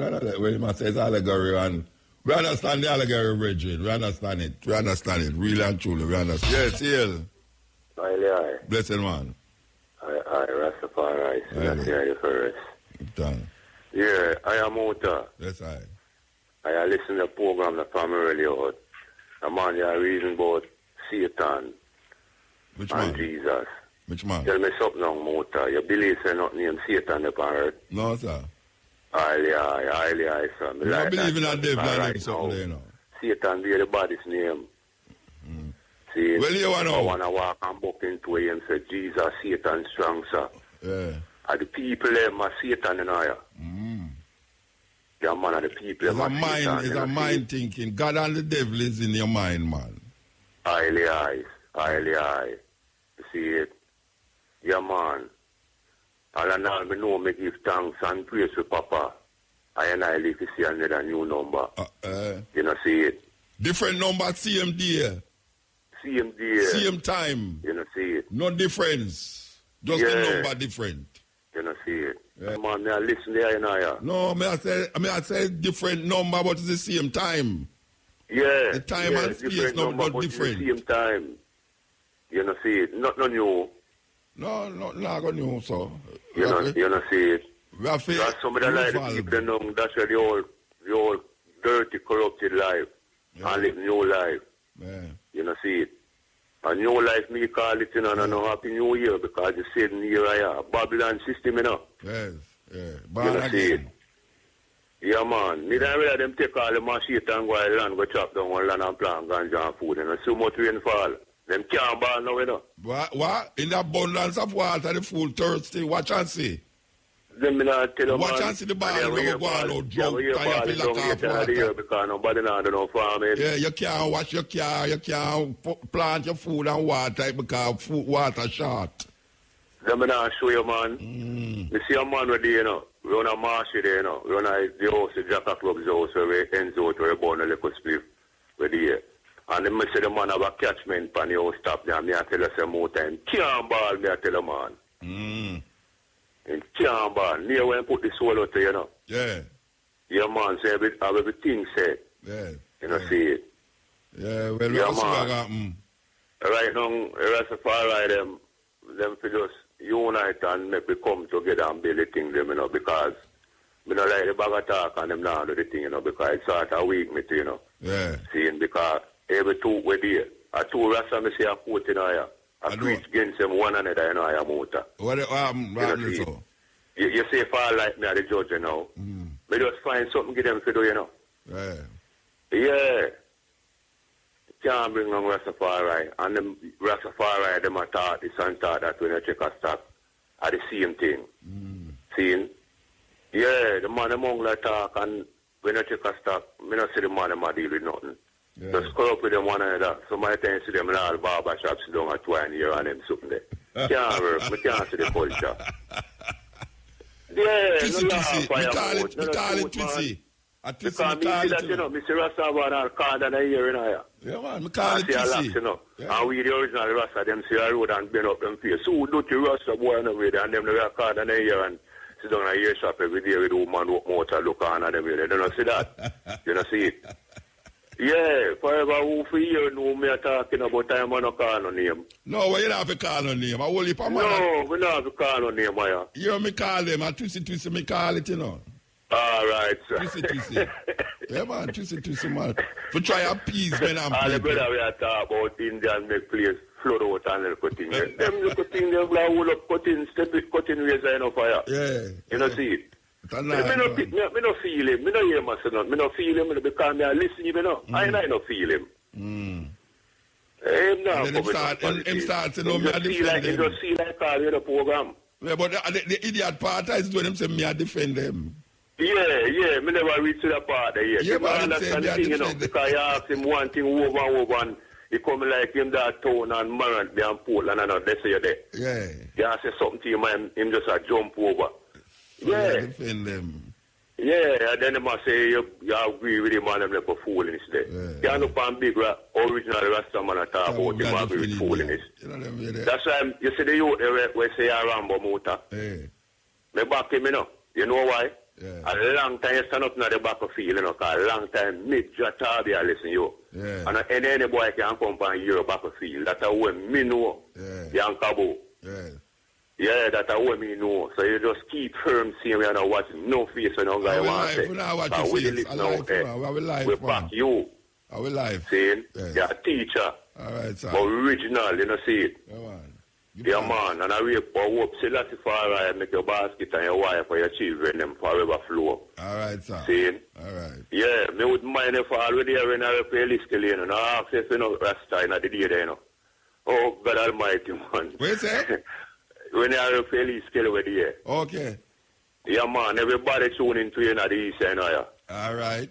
But you should have know that, you know, so I feel impression to you, know, yeah. St. Thomas? Yeah, man. Then St. Thomas, no, my parish that. I mean, me no born there, I live there, no, my parish that. St. Thomas is my parish that, man. Yeah, man, when they're ready to come up with a bar, I'll fix you up in the Rasta. We don't forget to know Indian, man. Eh? We don't forget to know Indian. All right. We have our own barnyard. We just go to Bongo Shah, Bongo. What you mean, man? We have our own barnyard, man. We have our own island. All years some man that talk about island, this, and them don't know isle, this mean isle. Yeah. Mean isle, what you talk about?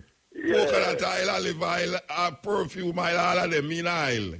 Yeah, you know.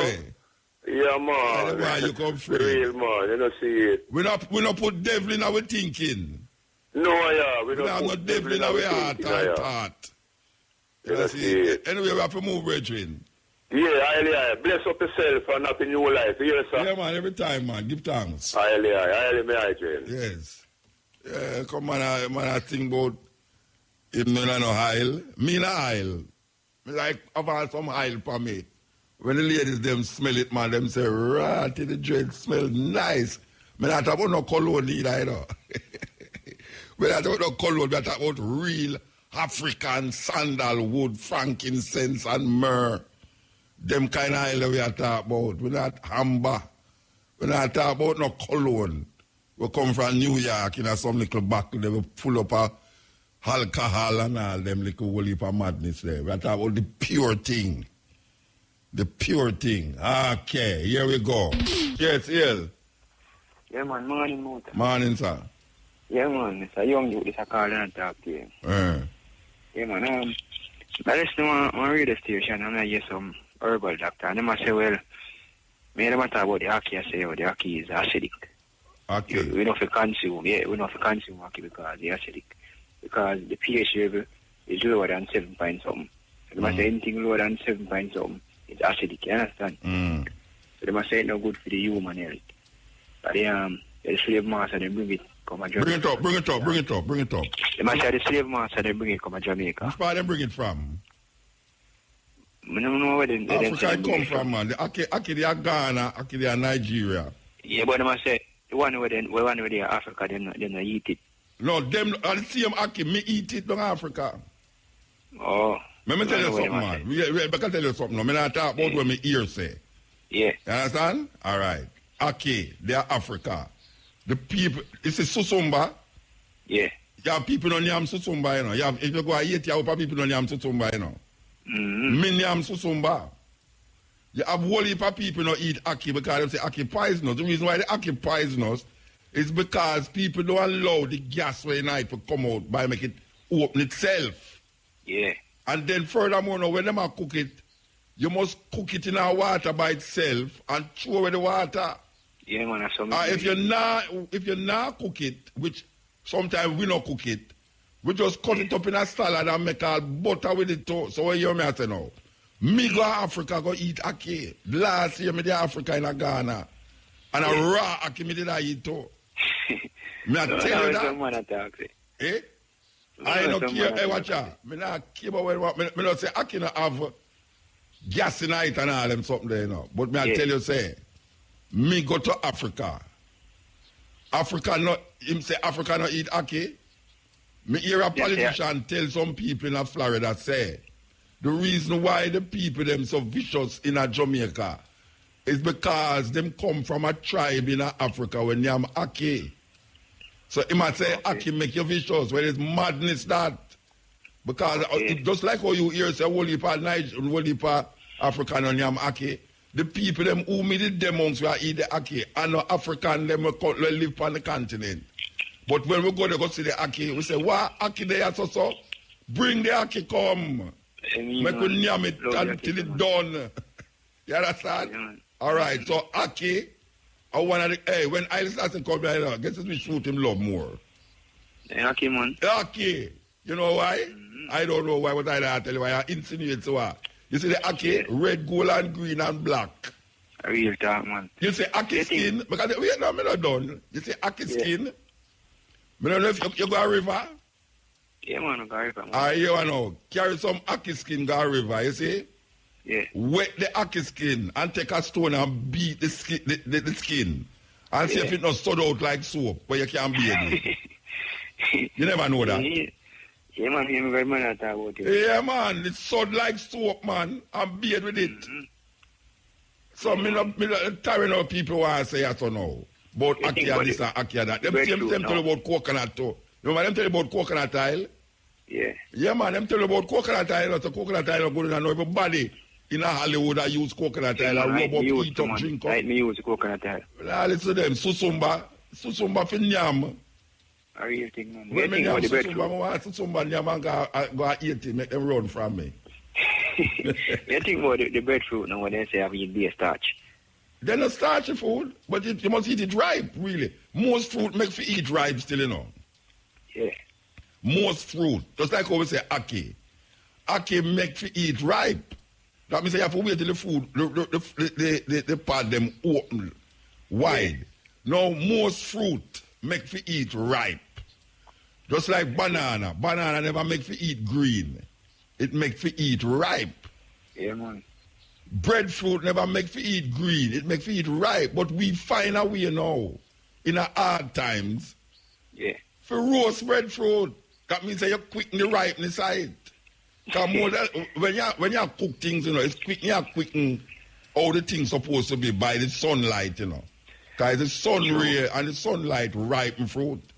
So people can't wait till the sun take the fruit and make it ripe. So them just go to boom and put it on fire. So breadfruit is one of them things where people just turn the breadfruit and just roast the breadfruit.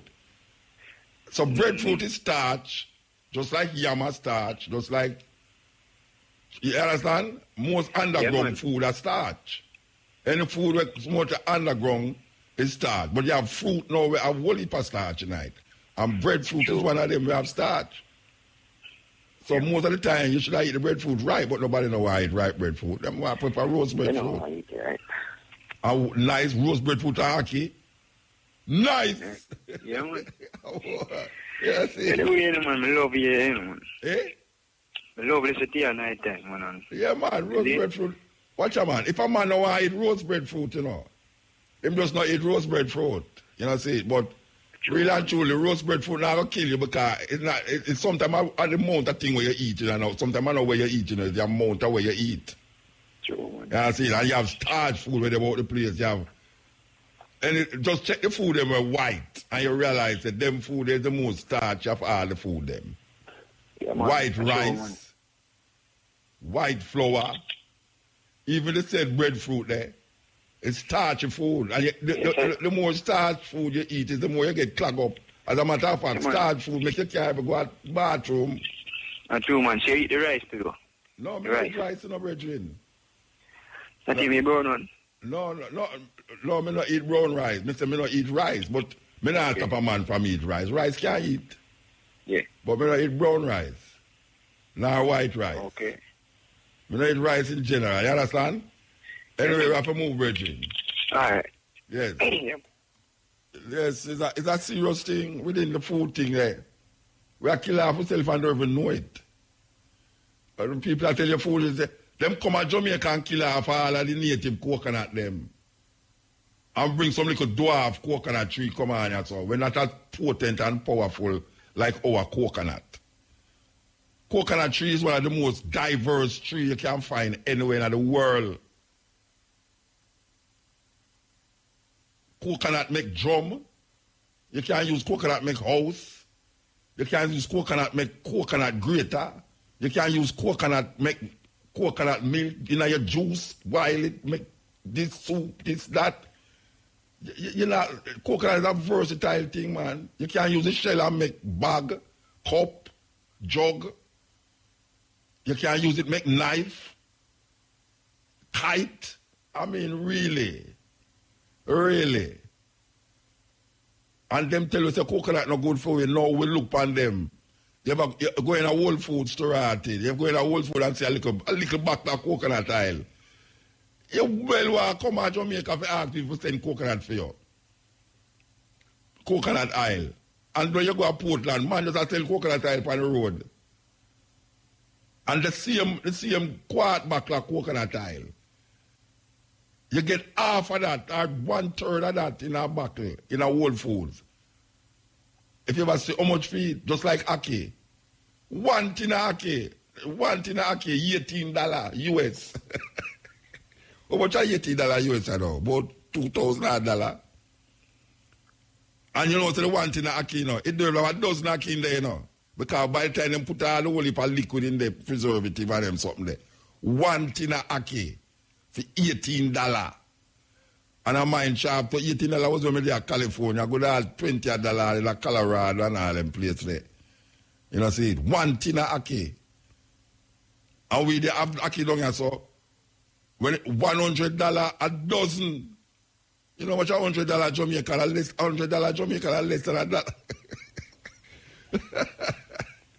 And when I tell you about say ackee, man, I don't know nobody will love ackee like me, you know. Abaziro know that too. Abaziro go like him love ackee, you know, but Abaziro don't say he can't love ackee like me. We eat ackee mad in know that diet. Yeah, that's what I say, go. Ackee. I don't know if that will kill me, boy, I tell you. Me rest in peace, I rest in peace, boy. I may go to Africa when I tell the people them I say African and yam ackee. The African them is not the African. The person who look about ackee for me, which is a raw dish them set up, you know. It's not African, you know, but the African them didn't yam it. Cause them frightened for since a week come, you know, come and say this and that. Them eat it and them feel good and nice, and it's not even how we cook it. It's raw ackee. We set up and give them raw ackee with all sorts of spices and all them something they like. And the African them yam it, and me never stop yam it. Who are you up Iris? Who are you up Iris, you know? Yeah, who are you up Iris? Trust me, who are you up Iris? Believe you me, yes, ill. Ill Muta. Blessed man. Give thanks, man. I full joy your show, man, because I get to learn out of it, man. All right, so give thanks. Because when I get the hacky, man, I have to go on the hacky because more time never used to pick the hacky, but I have to start picking down, man. No, man, you have to make sure the hacky open, you know. Yes, sir. Yeah, that's the gas and leash out. You have to make it, and when you pick it now, you have to make out a little red thing when I make it, you have to take it out. Yes, give thanks, man. Boil it in the water and throw the water. Yes. Yes, if you boil ackee. Yeah, man. Yeah, most of we know, we know better boil ackee again. You know them way there, but me love it anyway. Yes, sir. Yes. I see, man, from David, you know, I listen to you all the time, you know. All right. And forget the fish in it. Don't bother put no codfish in it, you know. Yes, yes. Because the codfish spoil up the thing, you know, because the dirty codfish will come to up a Newfoundland in Canada. You don't even know how the catfish come. Okay. You understand? Don't bother put susumba in it. I can't susumba. Yes. Yes, I mix it with what them call garden eggplant. It's nicer. Yeah, good thanks, sir. All right, sir. Enough onion and scallion and thyme and scotch bonnet pepper. Yes, I know that. Yeah, with coconut oil where you can't smell when you're there out on the street, you smell the coconut oil when you throw it in your pot, man. You're right, Bravo. Yeah, I not how the coconut oil will come from Trinidad, you know. Yes. Coconut oil will come from Trinidad for rub your foot on your hand. Oh, yeah. The coconut oil will come from your hand. Your program at night time and daytime, you know. All right, wait. Since we're upon the subject. Since we're upon the subject. And you wait now. I'm going to tell you something. You see the coconut oil where you go, where dough come from Jamaica? Yes. All right, buy a bottle of coconut oil, you see? And buy a bottle of coconut oil where come from Portland, where the man them sell on the street. Yes. From Portland. And when you go home, at your Dutch pot, get 2 pot, your frying pot, and put on the 2 fire them. Throw the foreign one in your pot. Yes. 1 pot. And throw the Jamaican one in the pot and see which one smell. The best. Which one no best? Which one you smell? Okay. No, which one smell best? Which one you smell? Yes. Cut up some garlic and onion in the 2 pot them. And see which one you smell. I mean, I ask somebody about that because me do that. Yeah, man. Yes. Coconut oil with their Portland. Yes. When you put that in your frying pot, trust me, man, all man with the outer road, I ask where you cook. That's true, man. And you don't put nothing in the pot yet but the oil. Yes. All right, sir. Water. Yes, sir. Give thanks, man. I bless up your Rasta, man. I'm full dry, man. Me full dry on the bed there. Yes, sir. All right, sir. Charles Barker. Then where your woman there? Where your woman there? Wife. Then where your wife there? She in her bed, man. She in a fair bed? Yes. All right, sir. Beautiful. Give thanks, yeah? I'm outside, yeah. I'm living room now. And listen. Dry, you know? Man, you make you vex with me, you know? No, man, I vex you for my sleep motor. You sleep motor. All right, sir. All Give right. thanks, motor. Bless up Davidson as usual. Yeah, all right. Yes, it's out of the Virgin Islands. Desiree. This is the cutting edge. We're going up. Yeah, Yale. Let's say that. Blessed man. Yeah, Muta. Yes, sir. Come on, blessed for the great work to the other. Give thanks, man. You know, I listen to all the while, I know I still know, I Japita. Yeah. Well, when I hear they talk about the hockey and all them things, you know, as far as the ideas, though I know it meet none of those things, and hockey and those things. When I cook it, you know, I drink the water the same way. Hey. Yeah. And from I was youth. Yes. And when I hear them say this and that, hockey is one of the great. Me know that. But you bother than me, man. Come in and drink the water.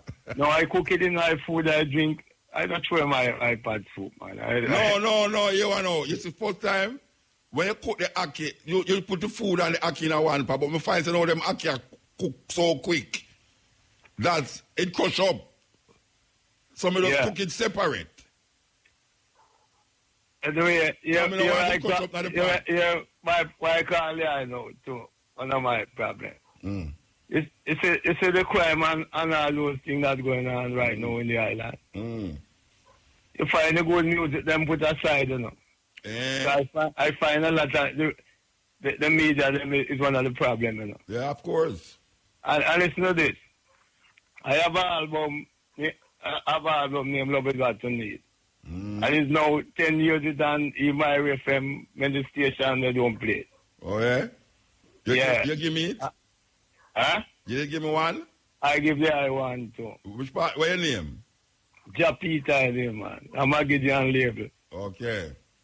I did my King Selassie centenary. Yes. I was the one interviewed by Blackstone after Bonneville. So what you say? No good music now play because you're one to play? Huh? No good one playing, but what I say, the good, listen to this. in my album, Jaja and Knocking, I want to play, even listen to that album. See it? May I hear You hear me, right? Yeah. Yeah. And what I'm saying is too long now since they usually play that song 3 times. Me used to play it. Huh? Me used to play your song. When I just come. Yeah, but no, me not play it again. No, listen to this. I do it on the computer, right? No, I don't. This album recorded at Tough Gang, and it's now 9. This year going 10 years. 10 years. No, hold on, brethren. Yeah. When you give me the album first, me did I play it? No. When you tell me did I play it? No, I did it in the 90s. No, when you tell me did I play by you? No, I said that song. I did it in the 90s. Yes. When they played 3 times, tried 3 times already. Just knocking. All right, so no, you played 3 times. That's 10 in the 90s. Yeah, that's what on the computer with him. Yeah, which is almost 20 years ago. Uh-huh. Which is almost 20 years ago. Yeah, and I did now since 2007. Yeah. 2008, the album, I did the album. Yes. Yeah. And 10 years ago. The first time I give the LP, well, that was the LP when Julius Garvey had come in Emancipation Park. Yeah. Well, but I come again and give the CD. CD, yeah. 10 years ago. Huh? 10 years ago. No, man, just few years. Like when I say few years about, like 3 years. Yeah, but I don't forget where I give the again. Okay. But I come by RFM, Garvey, Messiah Garvey, strong. Mm-hmm. I give him Cabo. I send it through the internet and no play. So, you know. I don't know if I tell you. Because you play some tune and the amount of tune, you like know how much tune one DJ get in the station per week. Listen this. I don't stop listening to that program, you know. What I said, thing can put aside, I just reminding me, I know. Yeah. You know. All right, sir. Yeah, because they are one of the most powerful one on radio, you know. Eh? then not to the... I don't know anyone that from in the 70s at high times, you know. Okay, I've been there with long time. Yeah, man. Yeah. I saw Charles all of them. I tell you, he's the only one play few songs of it and his program. Yeah. All right, sir. Have to move. So just keep up the work, sir. Yeah, man. Give thanks. See, man. That depends on the I know. Don't pen for me at all. Trust me, because I'm going to look for the album there now. Don't depend on me at all. Yeah, man. And they are Magidian label. No, what may I say? Yeah. You see them album there CD, yes or no? If I 4 or 5 years ago, you give me the album there CD there. No, not so long, man. Or 3 years ago, even 1 year ago, you give me a CD, you know.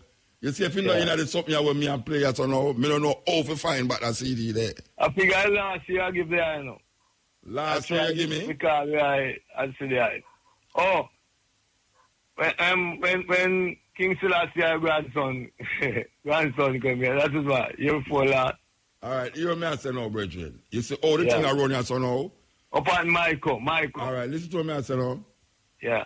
You have some CD player inside there, so you see? Yeah. First time you did have record turntable. No turntable no in here again. Yeah. No CD, the CD, them were in here, so now, them have a thing named hard drive where you're pushing the hard drive in it. RFM no have no record library again. Yeah. A digital library them have no. That means that every CD where them get, them have the engineer them to put it in at the computer.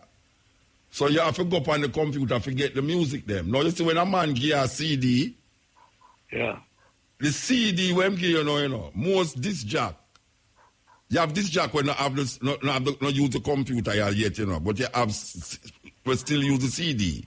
But most this jack when they're on the radio, you know, even myself, you know, we use the computer.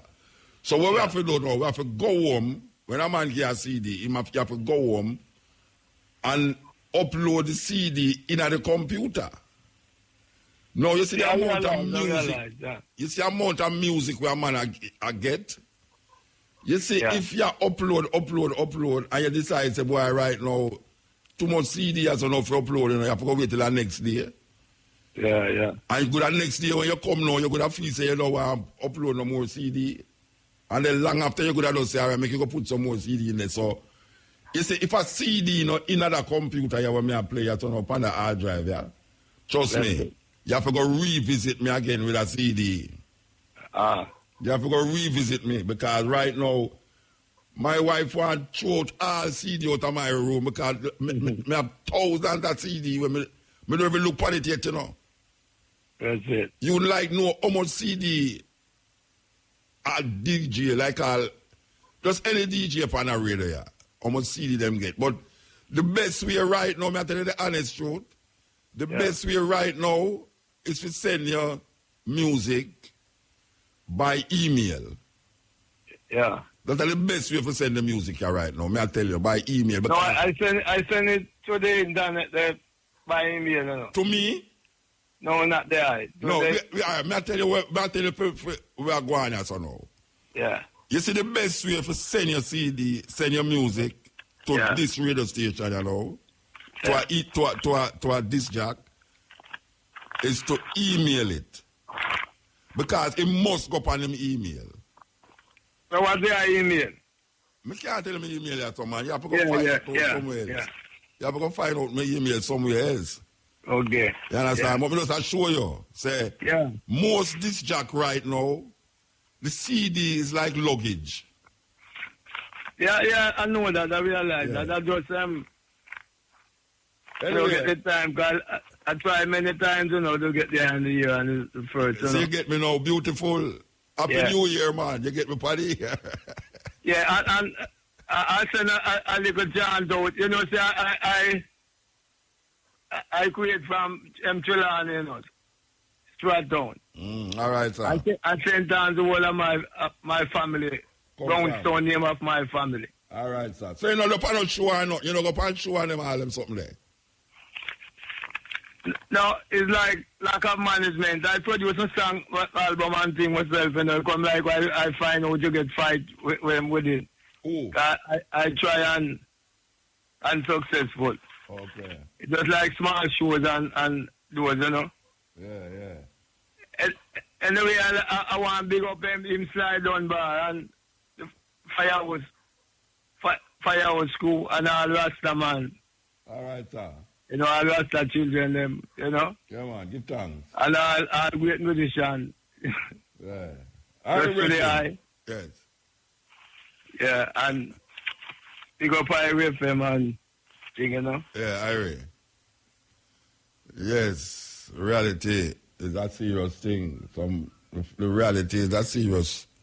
Facing a certain reality right now in this world. Like, me go to somebody I know and them not even use computer. I saw the thing running, you know. I just say hard drive. Them just stick the hard drive in something I saw. I see some DJ come inside and so I just stick the hard drive. I say, what that can't happen to me? I walk with my computer for them. I try to bring my hard drive. Come stick it in the CD player. So I now use the CD player. It's not much for transfer from one, like mixing the thing, but it's not really necessary. You know, so it's a thing. It's a thing. Really and truly, it's really a thing. The level of how the technology move the thing from one level to the next level. It's real though.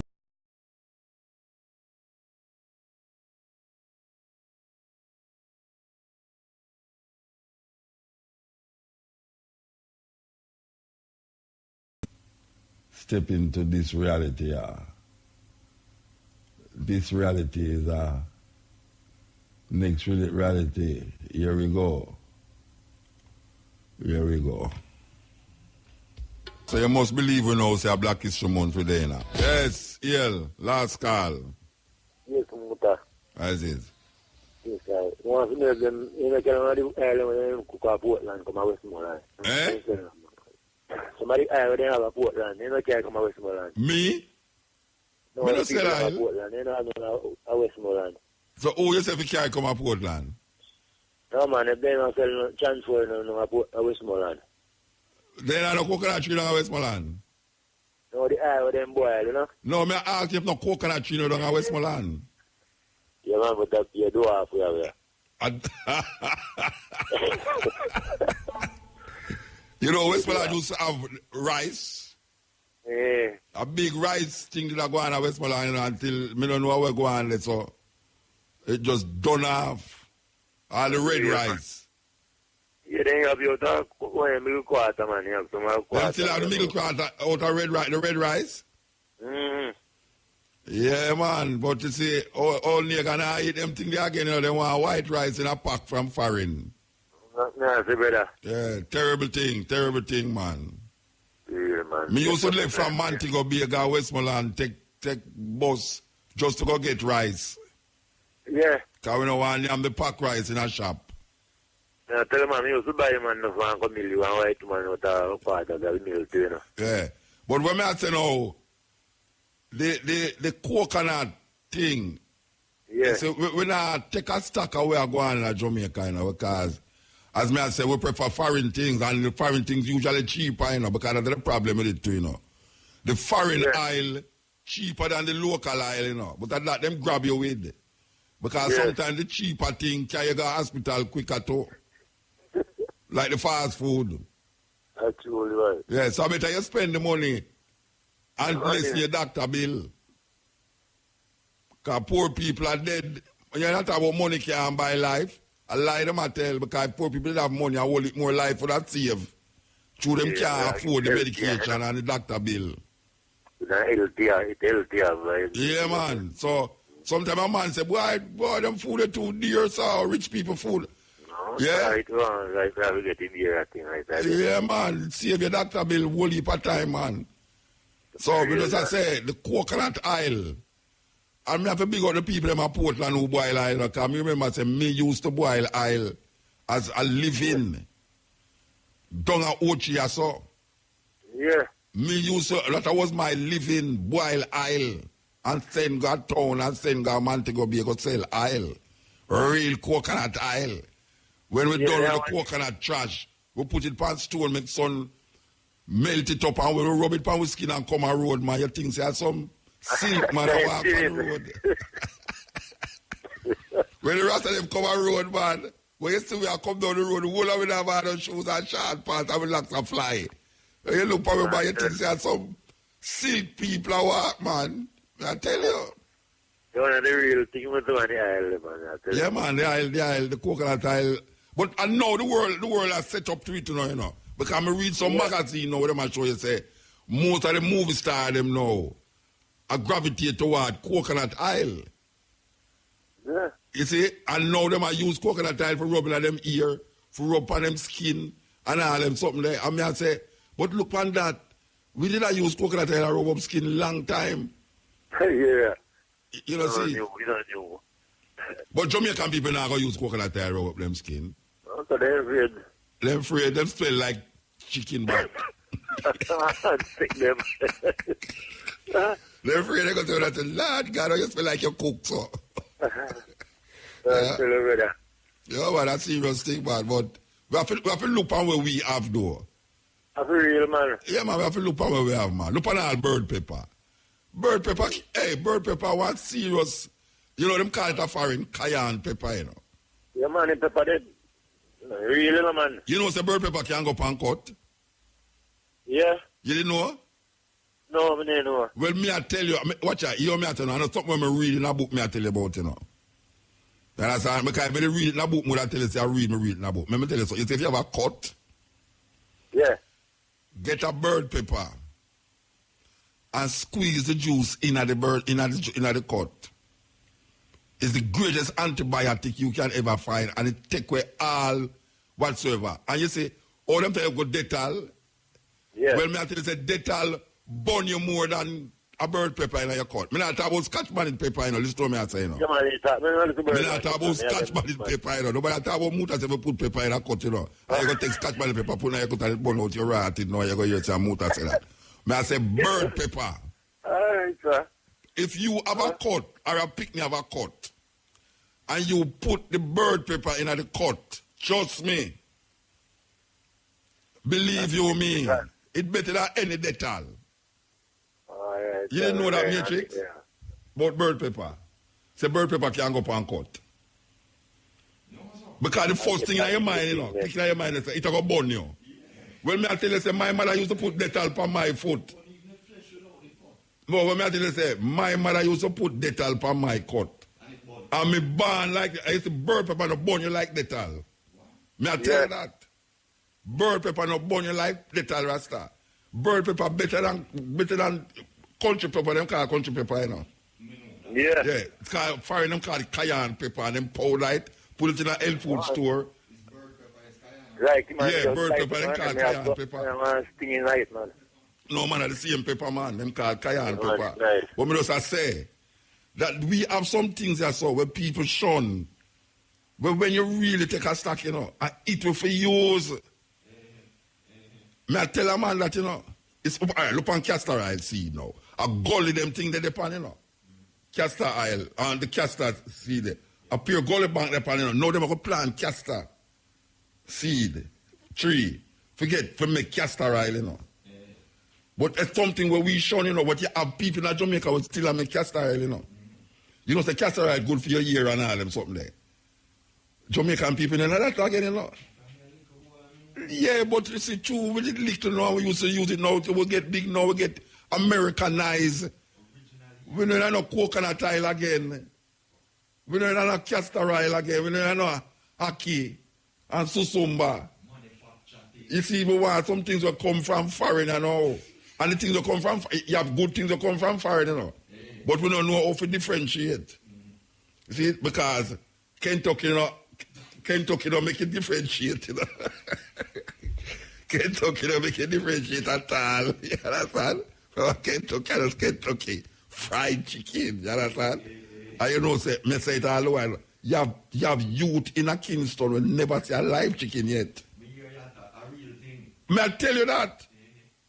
Him will see live chicken on television and dead chicken in a plate.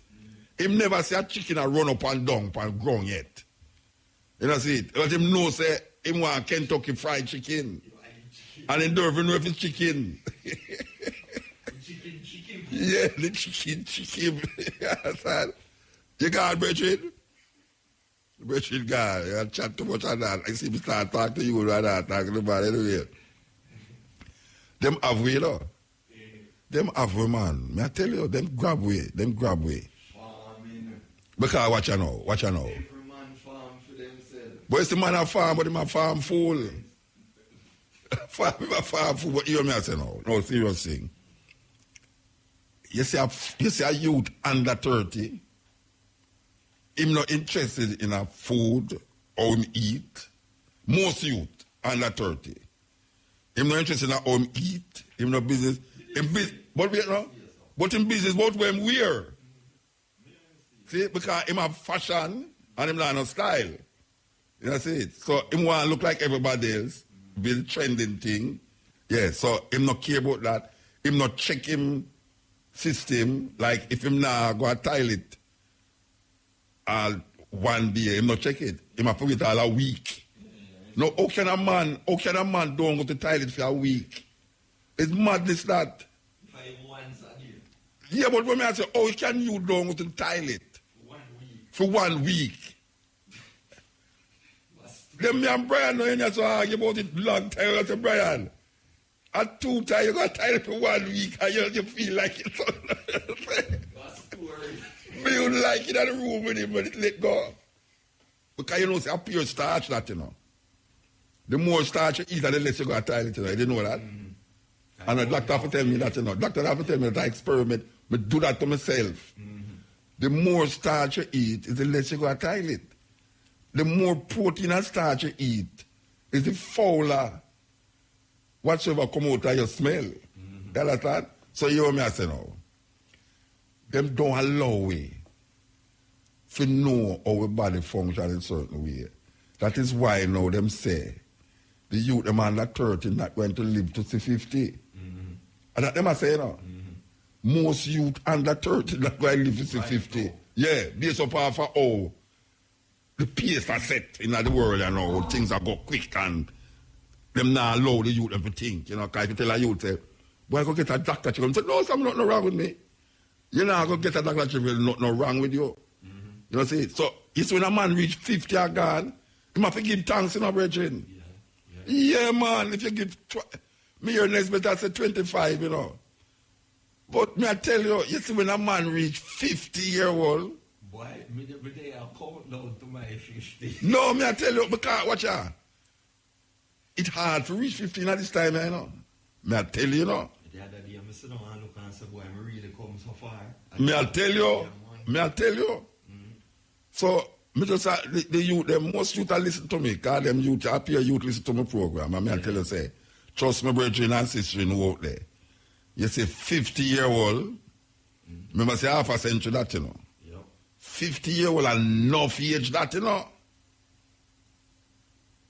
When me look on, them would have say 80, 90 is a man regular living span. No, them say 3 score and 10 or 70. Them say 70 supposed to be the account to Bible. 3 score and 10, you know, after that we have to do overtime. So when me look on it now and say, boy, if me a 40 you know. You're 40 yard? Yeah, man. Eh? Next 2 months, I'm 44. All right. So You're a big man. If me come so far already, me figure live again. And next 40 odd years now. Yeah. Far that don't look like it's far. Yeah, man. And you know it's not far? No, me I tell you it's not far, you know, because me remember when me did that sit down. All right, my mother, me remember my mother said, when she was 50, she said, boy, I couldn't believe she reached her 50. Me never know someone that live for say 50-year-old, you know. You understand? My mother said that to me, you know, and my mother lived till she was 80, nearly 90. You understand? All right, now. You saw me that hear my mother say that? Me I just like 20 little bit, you know. When me hear my mother say that, you know. Me I just 20 little bit. I mean, remember which part me did there when me had 20 little bit, you know. You understand? And now me have a daughter. We are your age. You understand? So you must know how it go. Because me couldn't believe it, you know. No, me I tell you, because in the 70s, when me I run up and down and Rastafari and Ray in a bush and hills and valleys and them thing there. And me I say, that I'm 20-year-old, 30-year-old, and me hear them say, based upon how we are going right now, most of the youth, them now going to live to 50-year-old. So what them I do? Yeah. Not only gone, but they might have disease where all people who are 50-year-old supposed to have. Some youth, you know, me talk about teenager youth that have sickness where all people supposed to have. The intake of the food. Me I tell you, man. Some of us say, whosoever, 2018, you know, whosoever 50 year right now, give thanks. Me I tell you, man, give thanks, brethren. Yeah, man, me I tell you, the majority don't live to see that. I mean, your people are live for 110-year-old. Me see people are live to 100-year-old. Me I say, 100? But I think about that. Anytime you hear somebody live past 100 mark, Mr. Boy, yeah. No, man, I say you live on 100, Rasta. Think about it. You live on the earth 100 years. No. A tree figure that, you know. A tree figure that, Bridget. I tell you. I have all of your faculties, you know. You have some of them 100-year-old people have all the faculties, you know. They must see good. My mother never used eyeglasses, you know. Me watch CNN, you know. Me always say it, you know. Wait, me watch CNN. Me and my mother sit down and I watch CNN. That's when she in her home. Because she didn't need care, right? All right. And you know the little ticker thing they will run across. Yeah. I tell you where I go on. Flashback. Me and my mother sit down and she read it. And me I say, where you get them news from? And she said, see it there? And me I go so. And I try. Squeeze up, yeah. I squeeze up all my eye. I say, rotten. Oh, she see that? And she 80. You know see it? She 80 and be there. So now, I say, wait, how she see that? So you must know how the thing work, you know. Yeah. All right. So, me take up your time. Me I go away. Sorry to take up your time. You hear what I say now? I got on regard, you know. You go there, little more with the stepping razor, the art of war. So you know.